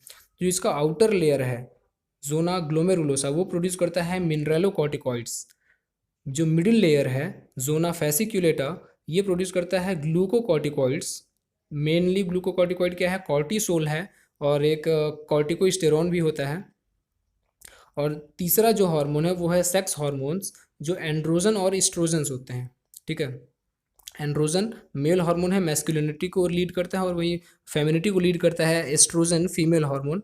ठीक है, तो यहाँ हम अब जो है कि इसके अंडर प्रोडक्शन की बात कर रहे हैं एड्रिनल कॉर्टेक्स के। क्या बताया जा रहा है यहाँ पे कि अगर अंडर प्रोडक्शन होता है, कम प्रोडक्शन होता है एड्रिनल कॉर्टेक्स के हार्मोन, तो ये चेंज कर सकते हैं हमारे कार्बोहाइड्रेट के मेटाबॉलिज्म को। ठीक है, और जिससे बहुत ही क्या हो सकती है कि वीकनेस हो सकती है, थकावट हो सकती है, और इससे एक डिजीज़ हो सकता है जिसे एडिसन्स डिजीज़ कहा जाता है। इस डिजीज़ को एडिसन्स डिजीज़ कहा जाता है। फिर इस ग्लैंड को और डिस्क्राइब किया गया आगे, एड्रिनल मेड्यूला। एड्रिनल मेड्यूला के हार्मोन्स की बात की जा रही है। एड्रिनल मेड्यूला जो क्या है सेंट्रल पार्ट है एड्रिनल ग्लैंड का। तो एड्रिनल मेड्यूला 2 हार्मोन सिक्रेट करता है। पहला है एड्रिनलिन या इपिनेफ्रिन। ये एक ही हार्मोन है, इसके 2 नेमिंग्स हैं, एड्रिनलिन या इपिनेफ्रिन। और दूसरा हार्मोन है नॉर एड्रिनलिन या इसे नॉर इपिनेफ्रिन कह सकते हैं। ये जो एड्रिनल मेड्यूला के हार्मोन्स हैं इनको कंबाइनली कैटेकोलामीन्स कहा जाता है। क्या कहा जाता है, कैटेकोलामीन्स कहा जाता है कंबाइनली एड्रिनल मेड्यूला के हार्मोन्स को। अब आगे बताया जा रहा है कि ये जो एड्रिनलिन और नॉर एड्रिनलिन हार्मोन्स हैं मेड्यूला के, एड्रिनल मेड्यूला के, ये क्या करते हैं कि रैपिडली सीक्रेटेड होते हैं और इसका रिस्पॉन्स होता है स्ट्रेस के दौरान। कई प्रकार की स्ट्रेस में ड्यूरिंग इमरजेंसी जो स्ट्रेस होता है, इमरजेंसी सिचुएशन में जो है इसका सिक्रेशन बहुत तेज़ी से होता है। जो एड्रिनलिन और नॉर एड्रिनलिन है, या कह सकते हैं कि कंबाइनली कैटेकोलामीन्स जो हार्मोन्स हैं इनका सिक्रेशन जो होता है इमरजेंसी सिचुएशन में बहुत तेज़ी से होता है, या स्ट्रेस के कंडीशन में, स्ट्रेस के रिस्पॉन्स में। और इसलिए इन हार्मोन्स को एक और नाम दिया गया जिसे कहते हैं इमरजेंसी हार्मोन्स या हार्मोन्स ऑफ फाइट और फ्लाइट। ठीक है, ये हुए एड्रिनल मेड्यूला के हार्मोन्स की बात। फिर अगर ये हार्मोन्स रिलीज होते हैं, ठीक है, तो उस दौरान होता क्या है, ये हार्मोन्स किस रिस्पॉन्स में रिलीज किए जाते हैं, तो ये हार्मोन्स जो होते हैं इंक्रीज करते हैं हमारे अलर्टनेस को, पिपुलरी डायलेशन कराते हैं। ठीक है, पाइलो इरेक्शन होता है या जिसे कह सकते हैं रोए का खड़ा होना। ठीक है, स्वेटिंग होती है, पसीना होने लगता है इस हार्मोन के, ये हार्मोन इंक्रीज करता है हमारे जो है क्या करता है हमें अलर्ट कर देता है, हमें चौकन्ना कर देता है। प्यूपिलरी डायलेशन हो जाती है, हमारी आँखें जो होंगी क्या होंगी, बड़ी ऐसे हो जाएंगी, हमारे रोए खड़े हो जाएंगे, पसीने निकलने लगेंगे शरीर से। इस हार्मोन के द्वारा ये सारी चीज़ें इंक्रीज हो जाती हैं। इसलिए ये स्ट्रेस के रिस्पॉन्स में ये सब होता है, इमरजेंसी हार्मोन इसीलिए कहा जाता है। और ये दोनों हार्मोन्स जो हैं, चाहे वो एड्रिनलिन और नॉर एड्रिनलिन की बात की जा रही है, ये इंक्रीज़ करते हैं हमारे हार्ट बीट को भी इंक्रीज़ कर देते हैं। और स्ट्रेंथ ऑफ हार्ट कॉन्ट्रैक्शन, जो हमारे हार्ट के कॉन्ट्रैक्शन की जो क्षमता होती है उसको भी बढ़ा देते हैं। मतलब कि हार्ट हमारा बहुत तेज़ी से पंप करने लगता है, कॉन्ट्रैक्शन करने की भी क्षमता जो है इसकी बढ़ जाती है, या कह सकते हैं स्ट्रेंथ उसकी बढ़ जाती है। फिर रेट ऑफ रिस्पिरेशन, सांस हम तेज़ी से लेने लगते हैं, धड़कनें बढ़ जाती हैं। ठीक है। इस हार्मोन के फंक्शन में यही होता है। फिर कोटेकोलामिन्स की बात की जा रही है, ये साथ ही स्टिमुलेट करते हैं, प्रेरित करते हैं break down of glycogen. Glycogen के को का भी जो है ब्रेक डाउन कराते हैं ये कोटेकोलामिन्स। और इसके रिजल्ट से क्या होता है, इसके फलस्वरूप क्या होता है कि जो है ग्लूकोज, हमारे ब्लड में ग्लूकोज का कॉन्सेंट्रेशन जो है इंक्रीज हो जाता है। ग्लूकोज का कॉन्सेंट्रेशन बढ़ जाता है ग्लाइकोजन के ब्रेक डाउन से। और इसके साथ ही लिपिड्स और प्रोटीन्स के भी ब्रेकडाउन को ये कराता है हार्मोन कैटेकोलामिन्स। अब ये हुए दो हार्मोन्स हमने देखे एड्रिनल मेड्यूला के। फिर एड्रिनल कॉर्टेक्स जो आउटर पार्ट है एड्रिनल ग्लैंड का, ठीक है, उसके लेयर्स की बात करेंगे तो हमने आपको पहले ही बताया कि ये एड्रिनल कॉर्टेक्स जो है ये 3 लेयर्स में डिवाइडेड है। आउटर लेयर जो है इसका है जोना ग्लोमेरुलोसा, ठीक है। मिडिल लेयर है जोना फेसिकुलेटा और इनर लेयर है जोना रेटिकुलरिस। इनर लेयर है जोना रेटिकुलरिस। एड्रिनल कॉर्टेक्स की बात करें अगर हम, एड्रिनल कॉर्टेक्स जो है ये मेनली कई हार्मोन्स को जो है कई हार्मोन्स को सिक्रेट करता है कॉमनली, जिन्हें हम कॉर्टिकॉइड्स कहा जाता है या एड्रीनोकॉर्टिकॉइड्स कहते हैं या कॉर्टिकोस्टेरॉइड्स कहते हैं, चूंकि ये स्टेरॉइड हार्मोन सिक्रेट करता है। Adrenal cortex steroid hormone secrete करता है। इसे जनरली क्या बताया गया है यहाँ, कॉर्टिकॉइड्स कहा गया है। तो जो कॉर्टिकॉइड्स होते हैं ये इन्वॉल्व करते हैं कार्बोहाइड्रेट के मेटाबॉलिज्म को, ठीक है। ऐसे कॉर्टिकॉइड्स जो इन्वॉल्व करते हैं कार्बोहाइड्रेट के मेटाबॉलिज्म को, उन्हें ग्लूकोकॉर्टिकॉइड्स कहा जाता है। उन्हें ग्लूकोकॉर्टिकॉइड्स कहा जाता है। और मेन जो ग्लूकोकॉर्टिकॉइड है वो हमारी बॉडी में है कॉर्टिसोल। कॉर्टिसोल जो है मेन ग्लूकोकॉर्टिकॉइड है। और कुछ कॉर्टिकॉइड्स जो हैं ये रेगुलेट करते हैं इलेक्ट्रोलाइट और वाटर के बैलेंस को हमारे बॉडी में। और उन कॉर्टिकॉइड्स को मिनरलोकॉर्टिकॉइड कहते हैं, जिसके बारे में हमने अभी बताया था कि ये आउटर लेयर जोना ग्लोमेरुलोसा के द्वारा सिक्रेट किया जाता है मिनरलोकॉर्टिकॉइड, ठीक है। और जो है एक है एल्डोस्टेरोन। एल्डोस्टेरोन क्या है, ये मेन टाइप ऑफ मिनरलोकॉर्टिकॉइड है हमारे शरीर में। मेन टाइप ऑफ मिनरलोकॉर्टिकॉइड कौन सा है, aldosterone. Aldosterone is the main mineralocorticoid हमारे शरीर में। फिर आगे बताया जा रहा है यहाँ पे कि ग्लूकोकॉर्टिकॉइड जो है, ग्लूकोकॉर्टिकॉइड की बात की जा रही है, ये स्टिमुलेट करता है ग्लूकोनियोजेनेसिस, लिपोलाइसिस एंड प्रोटियोलिसिस। जो ग्लूकोजन का जो है नए ग्लूकोजन का फॉर्मेशन लिपोलाइसिस कराता है, ठीक है। प्रोटियोलिसिस प्रोटीन्स में भी का होता है, ब्रेक डाउन होता है। और इस तरीके से ये साथ ही रोकते हैं सेल के अपटेक को, कि सेल ले ना सकें, एमिनो एसिड को यूटिलाइज ना कर सकें, ठीक है। फिर अगर बात करें हम कॉर्टिसोल की, कॉर्टिसोल की बात करें, जो कि क्या है, एक ग्लूकोकॉर्टिकॉइड, मेन ग्लूकोकॉर्टिकॉइड है। ये जो है इन्वॉल्व करता है क्या है कि इन्वॉल्व करता है मेंटेन करने में कार्डियोवैस्कुलर सिस्टम को और साथ ही किडनी के फंक्शन को। जो कार्डियोवैस्कुलर सिस्टम है और हमारे किडनी का फंक्शन है, इसको भी क्या करता है, मेंटेनिंग का काम करता है कॉर्टिसोल। फिर आगे बताया जा रहा है कि ग्लूकोकॉर्टिकॉइड, पर्टिकुलरली कॉर्टिसोल की ही बात हो रही है यहाँ पे भी, ये anti inflammatory reaction and suppress of immune system दिखाता है। कॉर्टिसोल ही आरबीसी का प्रोडक्शन को प्रेरित करता है। और साथ ही एल्डोस्टेरोन की बात करें, एल्डोस्टेरोन क्या है, तो मेन मिनरलोकॉर्टिकॉइड है एल्डोस्टेरोन।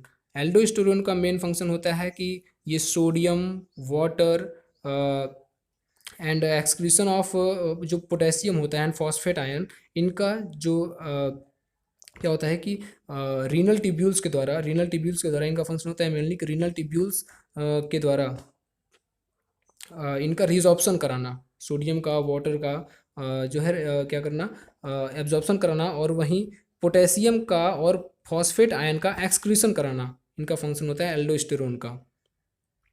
और इस तरीके से ही इसीलिए एल्डोस्टेरोन जो है हेल्प करता है इलेक्ट्रोलाइट्स मेंटेन करने में, मेंटेनेंस में हेल्पफुल होता है of electrolytes, body fluid volume, osmotic pressure and blood pressure को भी मेंटेन करने में इसका हेल्प होता है एल्डोस्टेरोन का, जो कि एक मिनरलोकॉर्टिकॉइड है, ठीक है।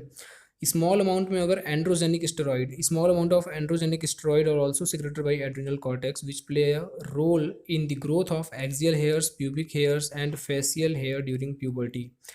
क्या बताया जा रहा है कि एक बहुत ही अल्प छोटी मात्रा में, कम मात्रा में एंड्रोजेनिक स्टेरॉइड, एंड्रोजेनिक स्टेरॉइड भी क्या किया जाता है, सेक्रेट किया जाता है एड्रिनल कॉर्टेक्स के द्वारा। एड्रिनल कॉर्टेक्स के द्वारा एक क्या होता है, एंड्रोजेनिक स्टेरॉइड भी सेक्रेट किया जाता है।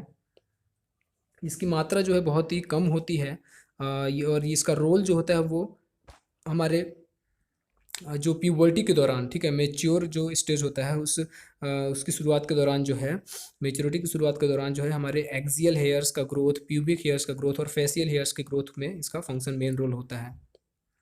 तो अब हम बात करेंगे पैनक्रियाज के बारे में। पैनक्रियाज जो कि एक क्या बताता है कि कंपोजिट ग्लैंड है, या इसे हमने शुरू में बात किया था, ये एक प्रकार का मिक्स्ड ग्लैंड भी है, क्योंकि इसका फंक्शन जो होता है एक्सोक्राइन ग्लैंड और इंडोक्राइन ग्लैंड दोनों की तरह फंक्शन, या कह सकते हैं कि ये एक्सोक्राइन ग्लैंड और इंडोक्राइन ग्लैंड दोनों की तरह काम करता है। ठीक है, पैनक्रियाज के बारे में देखेंगे।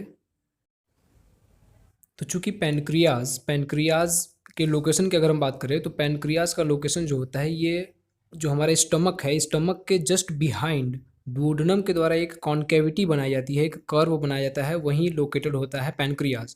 पैनक्रियाज एक पिंकिश मिक्स्ड ग्लैंड है। ठीक है, ये ग्लैंड जो है मिक्स्ड ग्लैंड इसे क्यों कहा जाता है, क्योंकि इसके पास इंडोक्राइन और एक्सोक्राइन दोनों पार्ट है। जो इसका एक्सोक्राइन पार्ट होता है ये 98% लगभग होता है, और वहीं बचा हुआ पार्ट इंडोक्राइन होता है। जो इसका इंडोक्राइन पार्ट है, इंडोक्राइन पार्ट पैनक्रियास का है, ये इस पार्ट को आइसलेट ऑफ लैंगरहैंस कहते हैं, या इनकी सेल्स के द्वारा बनी हुई होती है। ठीक है, क्लस्टर ऑफ ये इसकी ये सेल्स जो हैं बहुत ही स्मॉल और क्लस्टर में पाए जाते हैं इंडोक्राइन सेल्स, और इन्हें ही आइसलेट ऑफ लैंगरहैंस कहा जाता है, क्योंकि इसके डिस्कवरर पेन के नाम पे ही दिया गया है, पाउल लैंगरहैंस, जिनका नाम था 1869 में इन्होंने इन सेल्स की डिस्कवरी की थी। ठीक है, इन सेल्स की संख्या जो है ह्यूमन, नॉर्मल ह्यूमन में जो इनके रिप्रेजेंटेशन को दिखा रहा है कि इनकी सेल्स की संख्या 1 से 2 मिलियन हो सकती है, और ये पूरे पैनक्रियाज का जो टिश्यू है उसका 1 से 2% ही होते हैं। ठीक है, 1 से 2%, क्योंकि आपको पहले ही बताया गया कि 98% पार्ट एक्सोक्राइन होता है पैनक्रियाज का, इसलिए 1 से 2% इसका ही हिस्सा होता है, आइसलेट ऑफ लैंगरहैंस का होता है, या इंडोक्राइन पार्ट होता है कह सकते हैं। ये जो पैनक्रियाज है ये मेनली तो जो है 3 प्रकार के सेल से बना होता है, अल्फ़ा, बीटा और गामा सेल, जो कि जिनका अमाउंट जो होता है वो अलग अलग हो सकता है। अल्फ़ा सेल जो है about 20%, beta cells about 70%, and जो गामा सेल्स हैं जिन्हें डेल्टा सेल्स कहा जाता है ये लगभग 5% हो सकते हैं। ठीक है, लेकिन और इनके हार्मोन्स की बात करें तो अल्फ़ा सेल जो है ये प्रोड्यूस करता है ग्लूकागॉन हार्मोन, बीटा सेल जो है ये इंसुलिन हार्मोन, और वहीं डेल्टा सेल जो है ये सोमैटोस्टेटिन हार्मोन प्रोड्यूस करता है। लेकिन यहाँ आपके एनसीईआरटी बुक में जो है मेनली 2 प्रकार के सेल्स के बारे में बताया गया है, आइसलेट ऑफ लैंगरहैंस के, जिनमें आप देख सकते हैं यहाँ दिया हुआ है अल्फ़ा सेल और बीटा सेल, जिनमें बताया जा रहा है कि जो अल्फ़ा सेल है वो प्रोड्यूस करता है ग्लूकागॉन, और बीटा सेल जो है इंसुलिन को प्रोड्यूस करता है। जो ग्लूकागॉन है, अल्फ़ा सेल का सिक्रेशन ग्लूकागॉन, ये एक पेप्टाइड हार्मोन बताया जा रहा है, और इसका इंपॉर्टेंट रोल होता है कि हमारे बॉडी में ब्लड ग्लूकोज लेवल को क्या करता है, नॉर्मल बनाए रखता है। ब्लड ग्लूकोज लेवल को नॉर्मल बनाए रखता है ग्लूकागॉन। ग्लूकागॉन कई फंक्शंस करता है। ये हाइपरग्लाइसीमिया को भी कॉज करता है, हमारे ब्लड शुगर लेवल को इंक्रीज करता है, ग्लाइकोजिनेसिस को प्रेरित करके, चूँकि ये लीवर सेल्स पे, हिपेटोसाइट्स पे अपना ज़्यादा फंक्शन दिखाता है ग्लूकागॉन। ठीक है, हाइपरग्लाइसीमिया कॉज करता है, और साथ ही ये हार्मोन ग्लूकोनियोजेनेसिस कराता है, जिसके द्वारा भी जो है हाइपरग्लाइसीमिया कॉज होता है।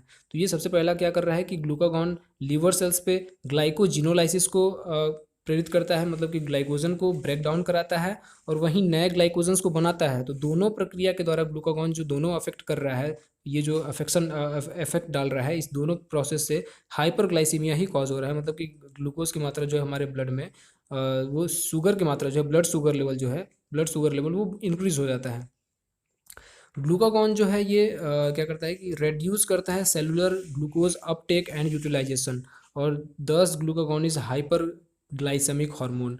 ग्लूकागॉन जो है हमारे ब्लड में ब्लड शुगर लेवल को तो या ब्लड शुगर लेवल को इंक्रीज करता है, हाइपरग्लाइसीमिया कॉज करता है, नॉर्मल करता है हमारे ब्लड के ग्लूकोज लेवल को। और चूंकि ये सेल्स में जो ग्लूकोज का अपटेक होता है, सेल्स की जो नेचर होती है कि क्या करें, वो ग्लूकोज को लें, उस प्रोसेस को सेल्स के उस प्रोसेस में कमी ला देता है, रेड्यूस ला देता है ग्लूकागॉन, इसलिए इसे हाइपरग्लाइसेमिक हार्मोन कहते हैं। हाइपरग्लाइसेमिक तो क्या कर रहा है, ये ग्लूकोज की मात्रा को बढ़ा रहा है। ठीक है, फिर दूसरा हार्मोन जो है इंसुलिन हार्मोन, जो कि सिक्रेट किया जाता है बीटा सेल्स के द्वारा, जो जो कि क्या है, बीटा सेल्स के द्वारा सिक्रेट किया जाता है। ये पेप्टाइड हार्मोन है एक प्रकार का, और इसका रोल जो होता है ये ग्लूकोज होम्योस्टेसिस का इसका रोल होता है। ये इंसुलिन हार्मोन जो है ये मेनली हिपैटोसाइट्स, एडिपोसाइट्स सेल्स पे ही काम करता है। हिपैटोसाइट्स मीन्स कह सकते हैं लीवर सेल्स पे, और जो एडिपोज हैं ये सेल्स ऑफ एडिपोज टिश्यू हैं, इन पे एक्ट करता है, और इन पे एक्ट करने के बाद ये इंक्रीज करता है जो है ग्लूकोज का अपटेक एंड यूटिलाइजेशन हमारे सेल्स में।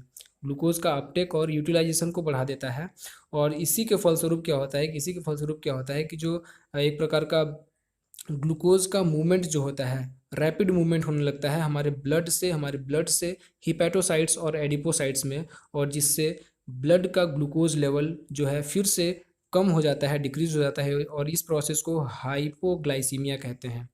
इंसुलिन जो है इसके साथ ही स्टिमुलेट करता है, प्रेरित करता है कि ये ग्लूकोज से फिर से ग्लाइकोजन में कन्वर्जन हो जाए, तो इस प्रोसेस को ग्लाइकोजिनेसिस कहा जाता है, और ये प्रोसेस जो है टारगेट सेल तक जाके होता है।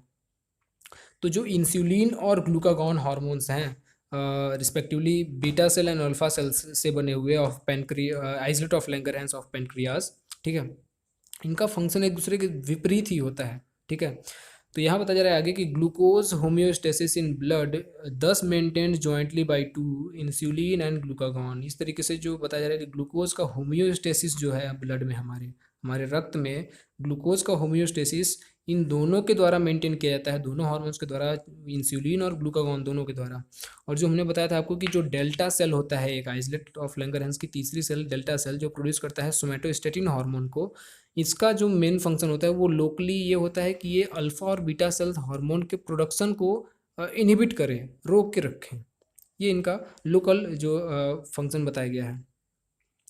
यहाँ आगे बताया जा रहा है कि prolonged hyperglycaemia led to a complex disorder called diabetes mellitus, which is associated with loss of glucose through urine and formation of harmful compounds known as ketone bodies.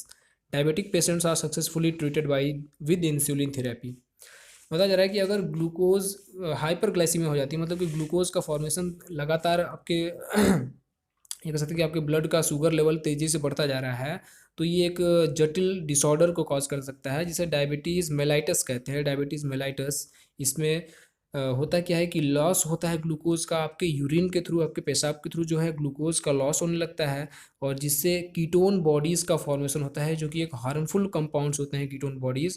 और ऐसे पेशेंट जो डायबिटीज़ से ग्रसित हैं, डायबिटिक पेशेंट्स जो होते हैं, इनको सुझाव दिया जाता है कि इंसुलिन थेरेपी लें, और उनसे इंसुलिन थेरेपी से ही इनका ट्रीटमेंट जारी रखा जाता है, और उनकी तबीयत में सुधार आता है। ये हाइपर ग्लाइसीमिया अगर प्रोलॉन्ग्ड है, बहुत दिनों से है, तो ये डायबिटीज़ मेलाइटस कॉज कर सकता है। आगे बात करेंगे हम नेक्स्ट जो ग्लैंड है, टेस्टिस। टेस्टिस जो है ये क्या है, मेल में पाया जाता है, ठीक है, नर में पाया जाएगा, और इसका दो फंक्शन होता है। फंक्शन इसका दो होता है। फर्स्ट फंक्शन, प्राइमरी फंक्शन इसका सेक्स ऑर्गन के तौर पे होता है, क्योंकि ये मेल सेक्स ऑर्गन है, तो प्राइमरी फंक्शन इसका सेक्स ऑर्गन के तौर पे होता है, और दूसरा फंक्शन जो है वो इंडोक्राइन ग्लैंड का होता है। इसके अगर लोकेशन की बात करें कि ये प्रेजेंट का होता है, तो स्क्रॉटल सैक में प्रेजेंटेड होता है, एब्डोमेन के बाहर मेल बॉडी में, ठीक है। इसके डुअल फंक्शन के बारे में बताया गया, प्राइमरी फंक्शन सेक्स ऑर्गन के तौर पे, दूसरा इंडोक्राइन ग्लैंड के तौर पे। टेस्टिस जो है ये बना किससे होता है, तो इसमें सेमनीफेरस ट्यूब्यूल्स होती हैं, और ये सेमनीफेरस ट्यूब्यूल्स क्या होती हैं, इम्बेडेड होती हैं स्ट्रोमल में। सेमनीफेरस ट्यूब्यूल्स से बना होता है ये टेस्टिस, और ये सेमनीफेरस ट्यूब्यूल्स इम्बेडेड होती हैं स्ट्रोमल में, या कह सकते हैं इंटरस्टिशियल टिश्यूज़ में, कह सकते हैं इंटरस्टिशियल टिश्यूज़ में धसी होती हैं। अब आगे बताया जा रहा है कि दी लेडिग सेल्स या इंटरस्टिशियल सेल्स, ये जो इंटरस्टिशियल टिश्यूज हैं ये तो सेल से ही बनी होंगी ना, तो इनके सेल्स को लेडिग सेल्स बोला जाता है, या इंटरस्टिशियल सेल। तो ये लेडिग सेल्स ही क्या करती हैं, जो प्रेजेंट होती हैं इंटरट्यूब्यूलर स्पेस में, जो सेमनीफेरस ट्यूब्यूल्स के बीच बीच में जो स्पेस होता है, वहाँ ये लेडिग सेल्स प्रेजेंट होती हैं, और उन स्पेसेस में ही ये लेडिग सेल्स प्रोड्यूस करते हैं एक हार्मोन जिसे एंड्रोजन कहा जाता है। और मेन एंड्रोजन कौन सा होता है, तो टेस्टोस्टेरोन। मेन एंड्रोजन टेस्टोस्टेरोन होता है। ग्रुप का नाम है, हार्मोन के ग्रुप का नाम है क्या है, एंड्रोजन। और मेन क्या है, मेनली एंड्रोजन क्या है, टेस्टोस्टेरोन। तो ये हुआ टेस्टिस के हार्मोन की बात। और अगर बात करें हम इस एंड्रोजन जो ग्रुप बताया गया है, क्या क्या फंक्शन होता है इसका, तो ये रेगुलेट करता है डेवलपमेंट को, डेवलपमेंट हमारे विकास जो है हमारे शरीर का किसी भी चीज़ का, मैच्योरेशन को, वयस्क जो होता है वयस्कता होती है उसे, function of male accessory sex organ, जो मेल एसेसरी सेक्स ऑर्गन्स होते हैं उनके फंक्शन में, मेल एसेसरी सेक्स ऑर्गन्स क्या होते हैं, सहायक ऑर्गन्स कौन कौन से होते हैं अंग, तो ये एपिडाइडमिस है, वास डिफरेंस, सेमिनल वेसिकल है, प्रोस्ट्रेट ग्लैंड है, यूरेथ्रा और अन्य और भी हैं, हो सकते हैं। फिर आगे बताया जाए कि ये हार्मोन जो हैं एंड्रोजन्स, ये प्रेरित करते हैं मस्क्यूलर ग्रोथ को, प्रेरित करते हैं मसल्स में, जो हमारे मसल्स हैं उनमें ग्रोथ कराए, विकास कराए, विकसित हों मसल्स, और साथ ही फेशियल एक्सिलरी हेयर्स भी विकसित हों, ग्रोथ हों उनमें, एग्रेसिवनेस लाए, हमें हमें क्या लाए, एग्रेसिवनेस लाए, मतलब कि जो एक तरीके से होता है किसी चीज़ के लिए क्रूर टाइप नहीं, एग्रेसिव हो जाना, ठीक है वो। और लो पिच वॉइस, हमारी आवाज़ जो होती है वो मोटी होने लगती है, ठीक है, क्या होती है कि मोटी होने लगती है, पिच जो है पतलापन जो होता है साउंड का वो कम होने लगता है। एंड्रोजन जो है एक अपना मेजर रोल भी प्ले करता है, जो स्पर्मेटोजेनेसिस प्रोसेस में होता है। स्पर्मेटोजेनेसिस क्या होता है, फॉर्मेशन होता है जिसमें स्पर्मेटोजोआ का, वहाँ भी एंड्रोजन का एक मेन रोल होता है, इसके बारे में हमने अभी पहले भी पढ़ा था, ठीक है। एंड्रोजन एक्ट करता है सेंट्रल न्यूरल सिस्टम पे, सीएनएस पे इसका प्रभाव होता है, और इस तरीके से ये मेल सेक्सुअल बिहेवियर जिसे लिबिडो कहते हैं इस पे इन्फ्लुएंस डालता है, अपना प्रभाव डालता है। मेल सेक्सुअल बिहेवियर पे प्रभाव कौन डालता है, तो मेल सेक्सुअल बिहेवियर कैसे आता है, तो एंड्रोजन माने कोई आदमी जो है उसमें मेल के ही सेक्सुअल बिहेवियर कैसे आ जाते हैं, ठीक है, नर के ही जो बिहेवियर है वो कैसे आ जाते हैं, तो ये एंड्रोजन के कारण होता है ये सब के सब, जिसे लिबिडो कहते हैं इस प्रोसेस को पूरा।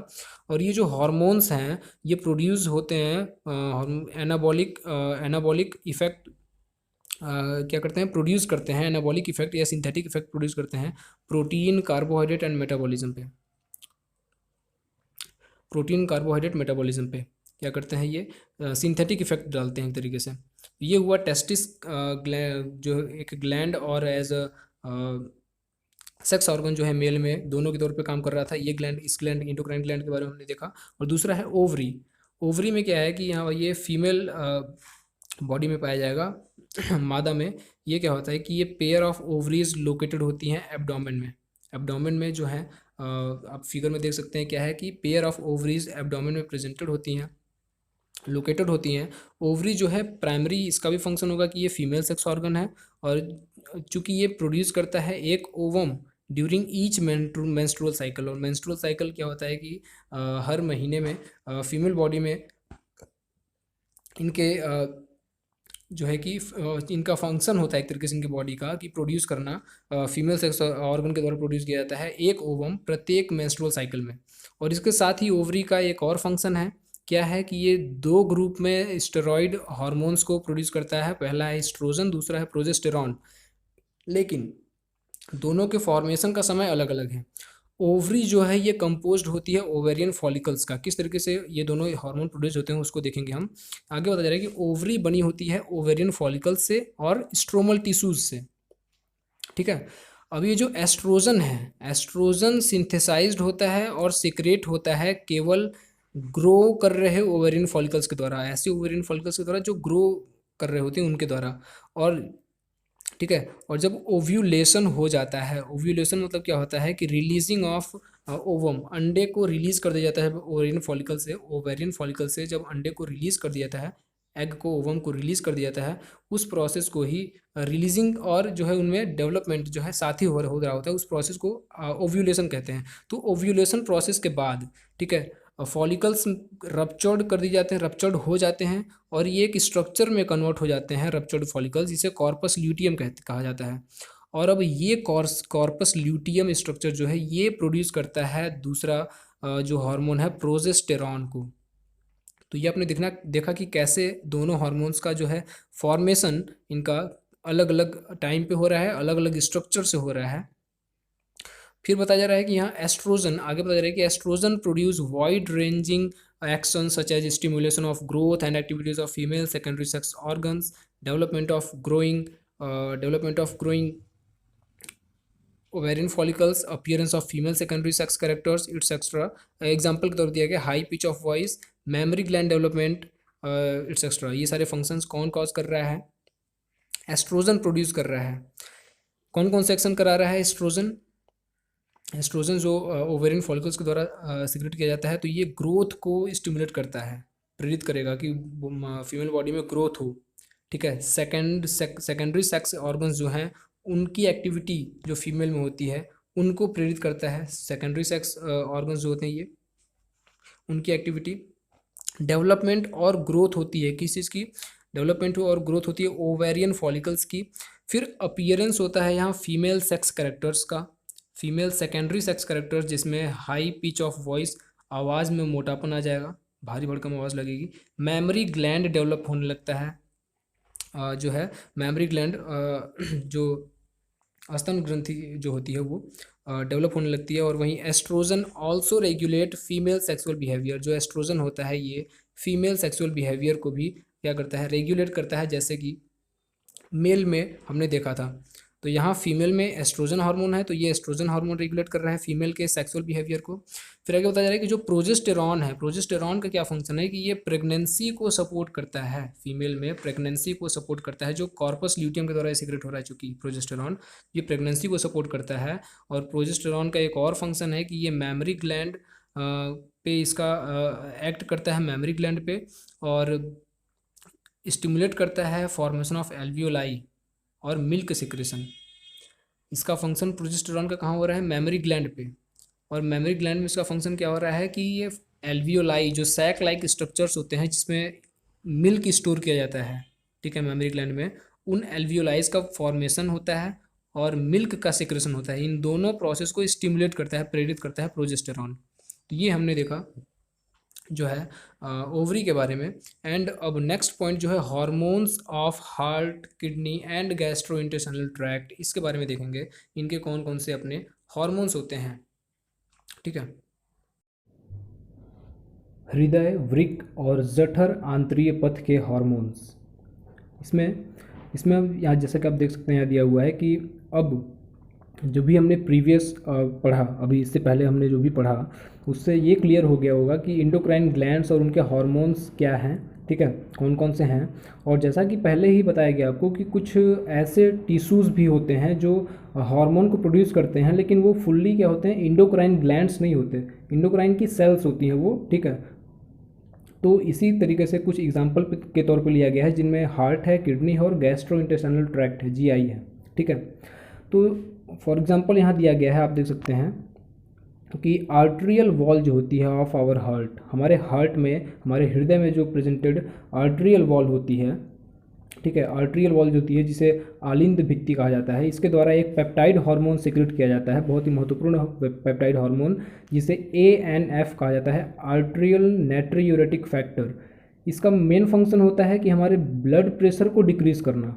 ब्लड प्रेशर को डिक्रीज़ ये कैसे करता है? जब हमारा ब्लड प्रेशर बढ़ता है हमारे शरीर में, तो ANF जो होता है ये ब्लड वेसल्स, हमारी जो ब्लड वेसल्स होती हैं उनको डायलेट कर देता है, उनमें क्या करता है? उनको डायलेट कर देता है। क्या होता है कि वाहिकाएँ जो होती हैं वो क्या होती हैं कि विस्फारित हो जाती हैं, ठीक है, डायलेट कर जाती हैं, और इस तरीके से हम जो हमारा ब्लड प्रेशर है वो कम हो जाता है, रेड्यूस हो जाता है ANF की मदद से। इसी प्रकार जो दूसरा स्ट्रक्चर यहाँ देखने को मिलेगा आपको वो है जक्स्ट्रा ग्लोमेरुलर सेल्स की बात की जा रही है। जो किडनी की सेल है जक्स्ट्रा ग्लोमेरुलर सेल्स, ये भी एक क्या करती है कि पेप्टाइड हार्मोन को क्या करती है? बनाती है, जिसे इरिथ्रोपोइटिन कहा जाता है। इस हार्मोन को क्या कहा जाता है? इरिथ्रोपोइटिन कहा जाता है। इरिथ्रोपोइटिन हार्मोन जो करता है ये इरिथ्रोपोएसिस को प्रेरित करता है। इरिथ्रोपोएसिस क्या होता है कि आरबीसी का फॉर्मेशन जो इसे रक्ताणु उत्पत्ति कहते हैं, इसको प्रेरित करता है।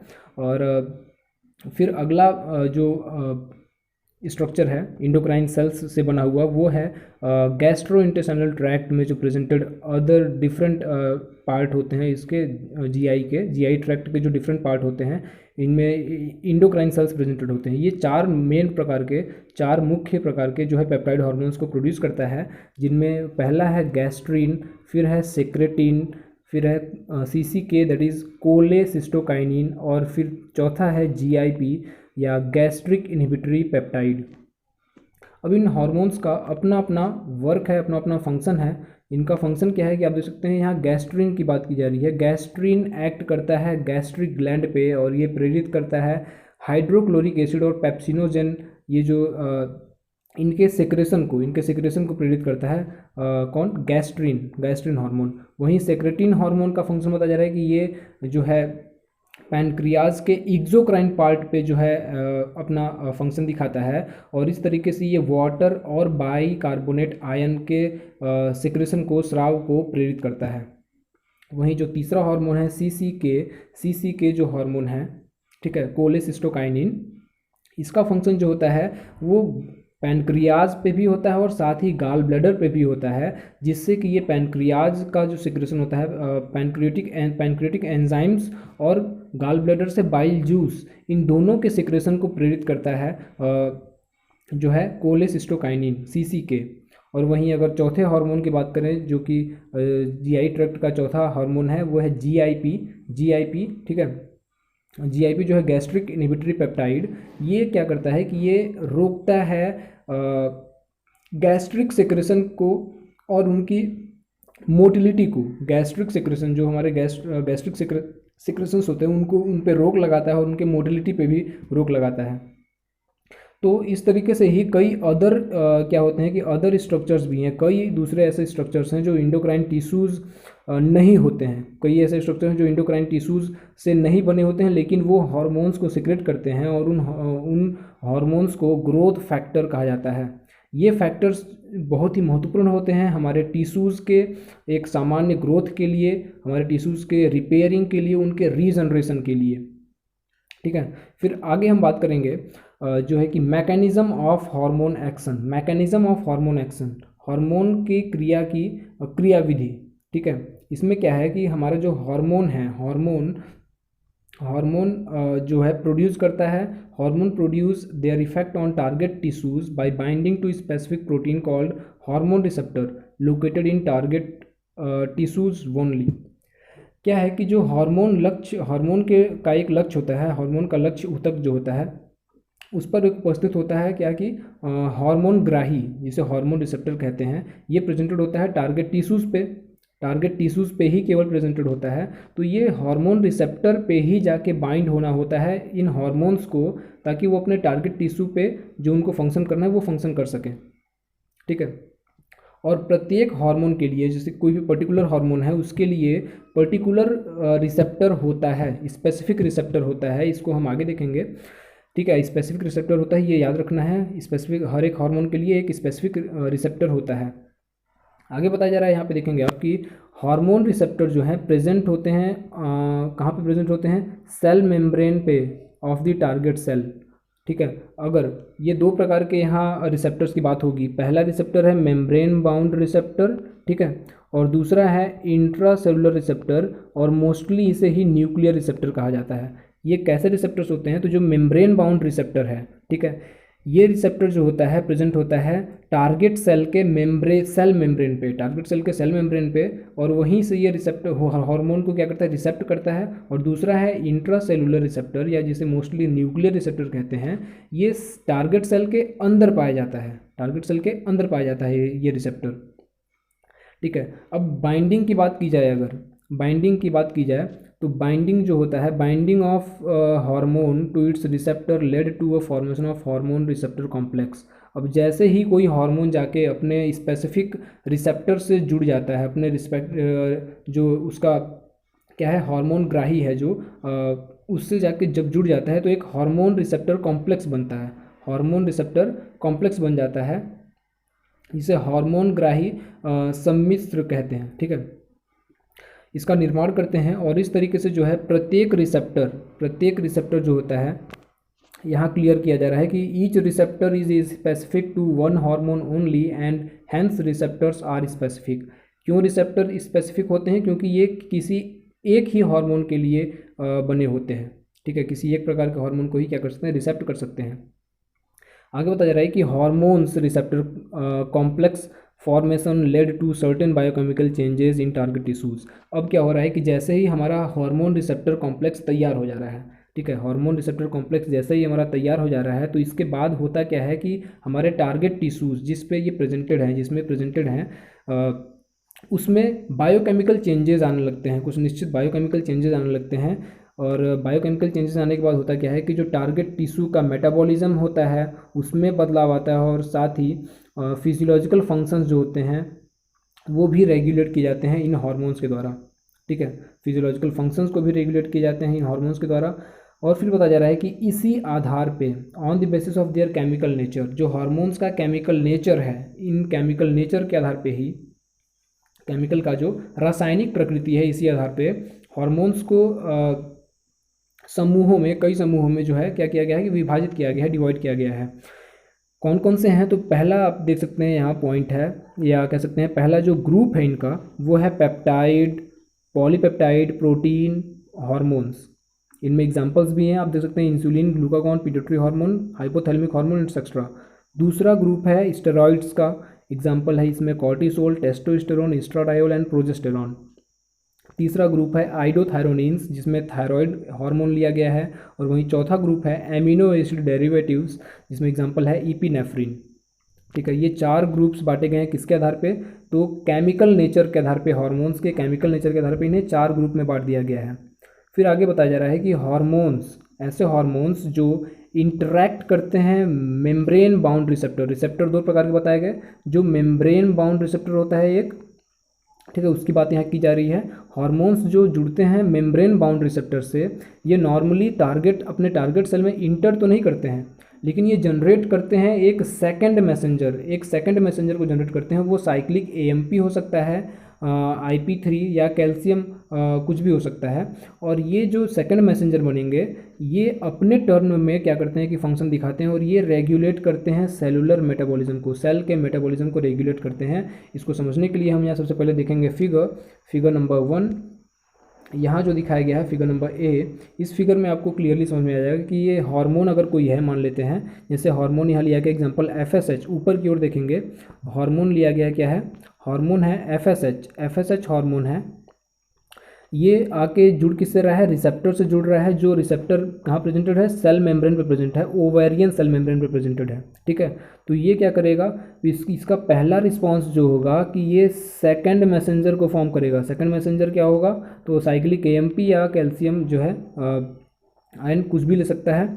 फिर ये जो सेकंड मैसेंजर है, ये अपने टर्न में क्या करेगा, इन टर्न में ये अपना रिस्पांस दिखाएगा, बायोकेमिकल रिस्पांस दिखाएगा, और फिर फिजियोलॉजिकल रिस्पांस इसमें दिखने को मिलेगा। जैसे एग्जांपल ओवेरियन ग्रोथ होगा, चूंकि ओवेरियन सेल मेम्ब्रेन पे दिखाया जा रहा है तो ओवेरियन ग्रोथ हो सकती है। तो ये इसका पहला फंक्शन, किस तरीके से हार्मोन जो है अपने रिसेप्टर से जुड़ के सेकंड मैसेंजर को जनरेट कर रहा है, उससे फिजियोलॉजिकल और बायोकेमिकल रिस्पॉन्सेज दिखने को मिल रहा है। ये पहला फिगर हमने देखा। और जो है दूसरा फिगर यहाँ देख लेते हैं। यहाँ पे हम दूसरे फिगर में जो है दिखाया जा रहा है कि ये जो इंट्रासेलुलर जो हार्मोन्स हैं, ठीक है, या जिसे न्यूक्लियर रिसेप्टर कहते हैं, न्यूक्लियर रिसेप्टर कहा जाता है, इसकी बात यहाँ पे हो रही है। इस फिगर में जो है आपको देखने को मिल जाएगा कि एक हार्मोन लिया गया है एस्ट्रोजन जो हार्मोन है यहाँ, एस्ट्रोजन हार्मोन है। ये एक्ट कहाँ पे कर रहा है?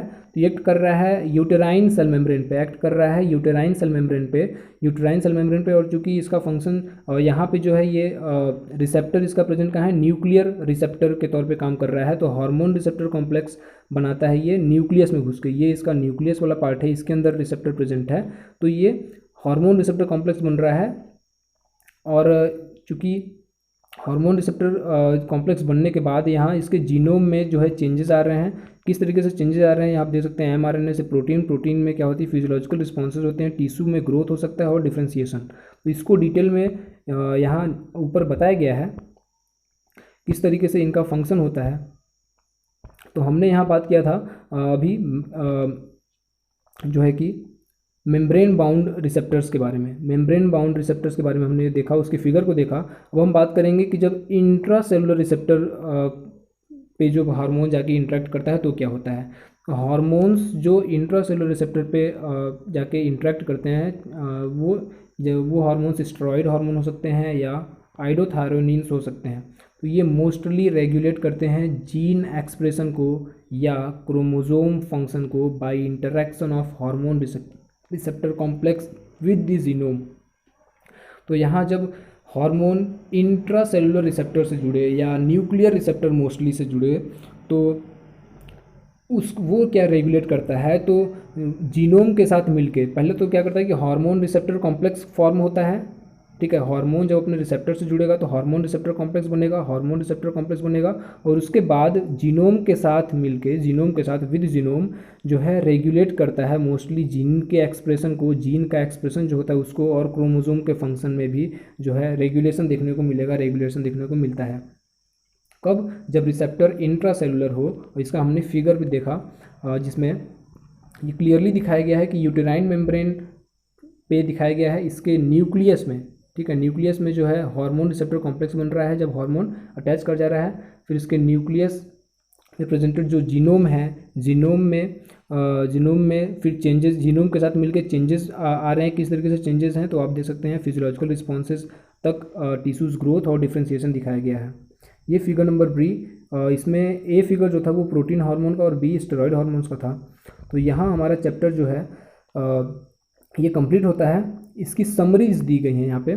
समरी को अगर हम देखना चाहें तो यहाँ आप देख सकते हैं, समरी से आपका जो है सारा कॉन्सेप्ट एक जगह पे क्लियर हो जाएगा। ठीक है, समरी को अगर देखते हैं हम तो हमारा कॉन्सेप्ट जो है बहुत ही अच्छे से क्लियर हो जाएगा।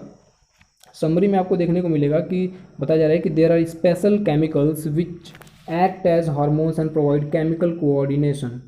क्या है कि कई स्पेशल केमिकल्स होते हैं, कई स्पेशल केमिकल्स होते हैं, कुछ जो विशेष प्रकार के रसायन, हार्मोन जो जिनका कार्य मानव शरीर में रासायनिक समन्वय होता है। क्या होता है? कोऑर्डिनेशन होता है, समन्वय, एकीकरण, integration and regulation in human body होता है। क्या होता है कि रासायनिक समन्वय, एकीकरण और नियमन प्रदान करते हैं ह्यूमन बॉडी में, मानव शरीर में। ये स्पेशल केमिकल्स जो हार्मोन की तरह फंक्शन दिखाते हैं, एक्ट करते हैं। फिर आगे बताया जा रहा है कि यही हार्मोन्स रेगुलेट करते हैं मेटाबॉलिज्म को, ग्रोथ एंड डेवलपमेंट को हमारे शरीर में, हमारे ऑर्गन में, और साथ ही ये इंडोक्राइन ग्लैंड्स या सर्टेन सेल्स को भी।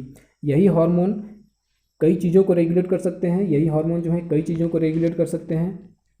जैसे इनमें हमारी कुछ विशेष कोशिकाओं वाली जो अंतःस्रावी ग्रंथियाँ हैं वो भी आ सकती हैं, और हमारे मेटाबॉलिज्म जो है जिसे उपापचय कहते हैं, एवं विकास जो कि ग्रोथ है एंड डेवलपमेंट हमारे ऑर्गन्स का, इनको भी रेगुलेट किया जा सकता है। फिर इंडोक्राइन ग्लैंड की बात की जाए, इंडोक्राइन ग्लैंड जो ये कंपोज्ड हुआ होता है हाइपोथैलेमस से, pituitary, pineal, thyroid, adrenal, pancreas, parathyroid, thymus, gonads. Gonads में क्या है? टेस्टिस आ जाएगा मेल में, और ओवरी आ जाएगी फीमेल में। तो ये इतने प्रकार के जो हैं इंडोक्राइन ग्लैंड्स जो है मिलके इंडोक्राइन सिस्टम को बनाते हैं। ठीक है, और इन ग्लैंड्स की स्टडी और इनके हार्मोन्स की स्टडी, इन ग्लैंड्स के हार्मोन्स और फंक्शंस की स्टडी को ही इंडोक्राइनोलॉजी कहा जाता है। ठीक है, एडिशन में इन ग्लैंड्स का क्या रोल होता है वो बताया जा रहा है, या इन ग्लैंड्स के अलावा कौन कौन से स्ट्रक्चर्स पाए जाते हैं। तो इन एडिशन टू दीज, इन ग्लैंड्स के अलावा कुछ अदर ऑर्गन्स भी होते हैं जिनमें जीआई ट्रैक्ट है, किडनी, हार्ट जो होती है, ये भी प्रोड्यूस करते हैं हार्मोन्स।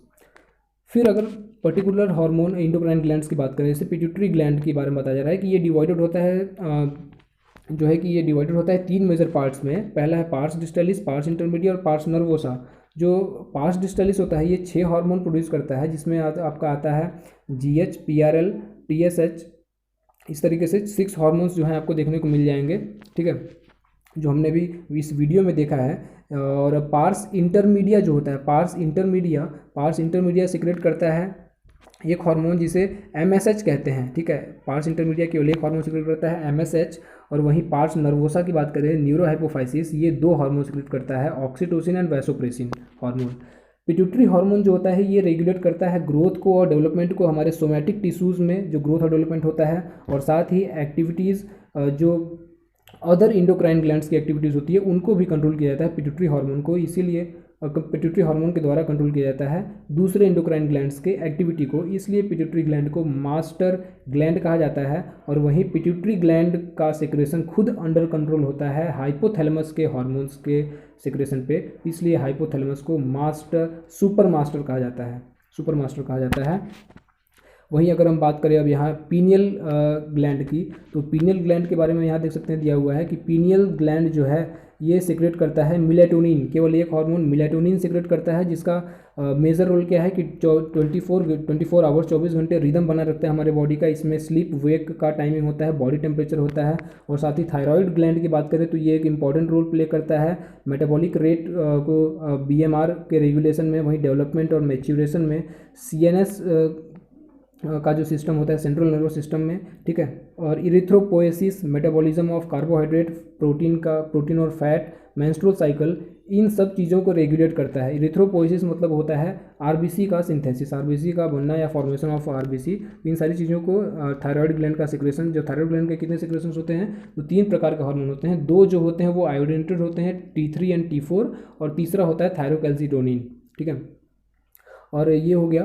फिर अनदर टाइप ऑफ हार्मोन की अगर बात करें, अनदर टाइप ऑफ हार्मोन जो है थायरोकैल्सिटोनिन की ही बात की जा रही है यहाँ पे। जो क्या हो रहा है यहाँ पे बताया जा रहा है कि ये रेगुलेट करता है कैल्शियम लेवल को हमारी बॉडी में, क्योंकि कैल्शियम लेवल को डिक्रीज़ करता है थायराइड हार्मोन जो है थायरोकैल्सिटोनिन डिक्रीज़ करता है ब्लड के कैल्शियम लेवल को हमारे शरीर में।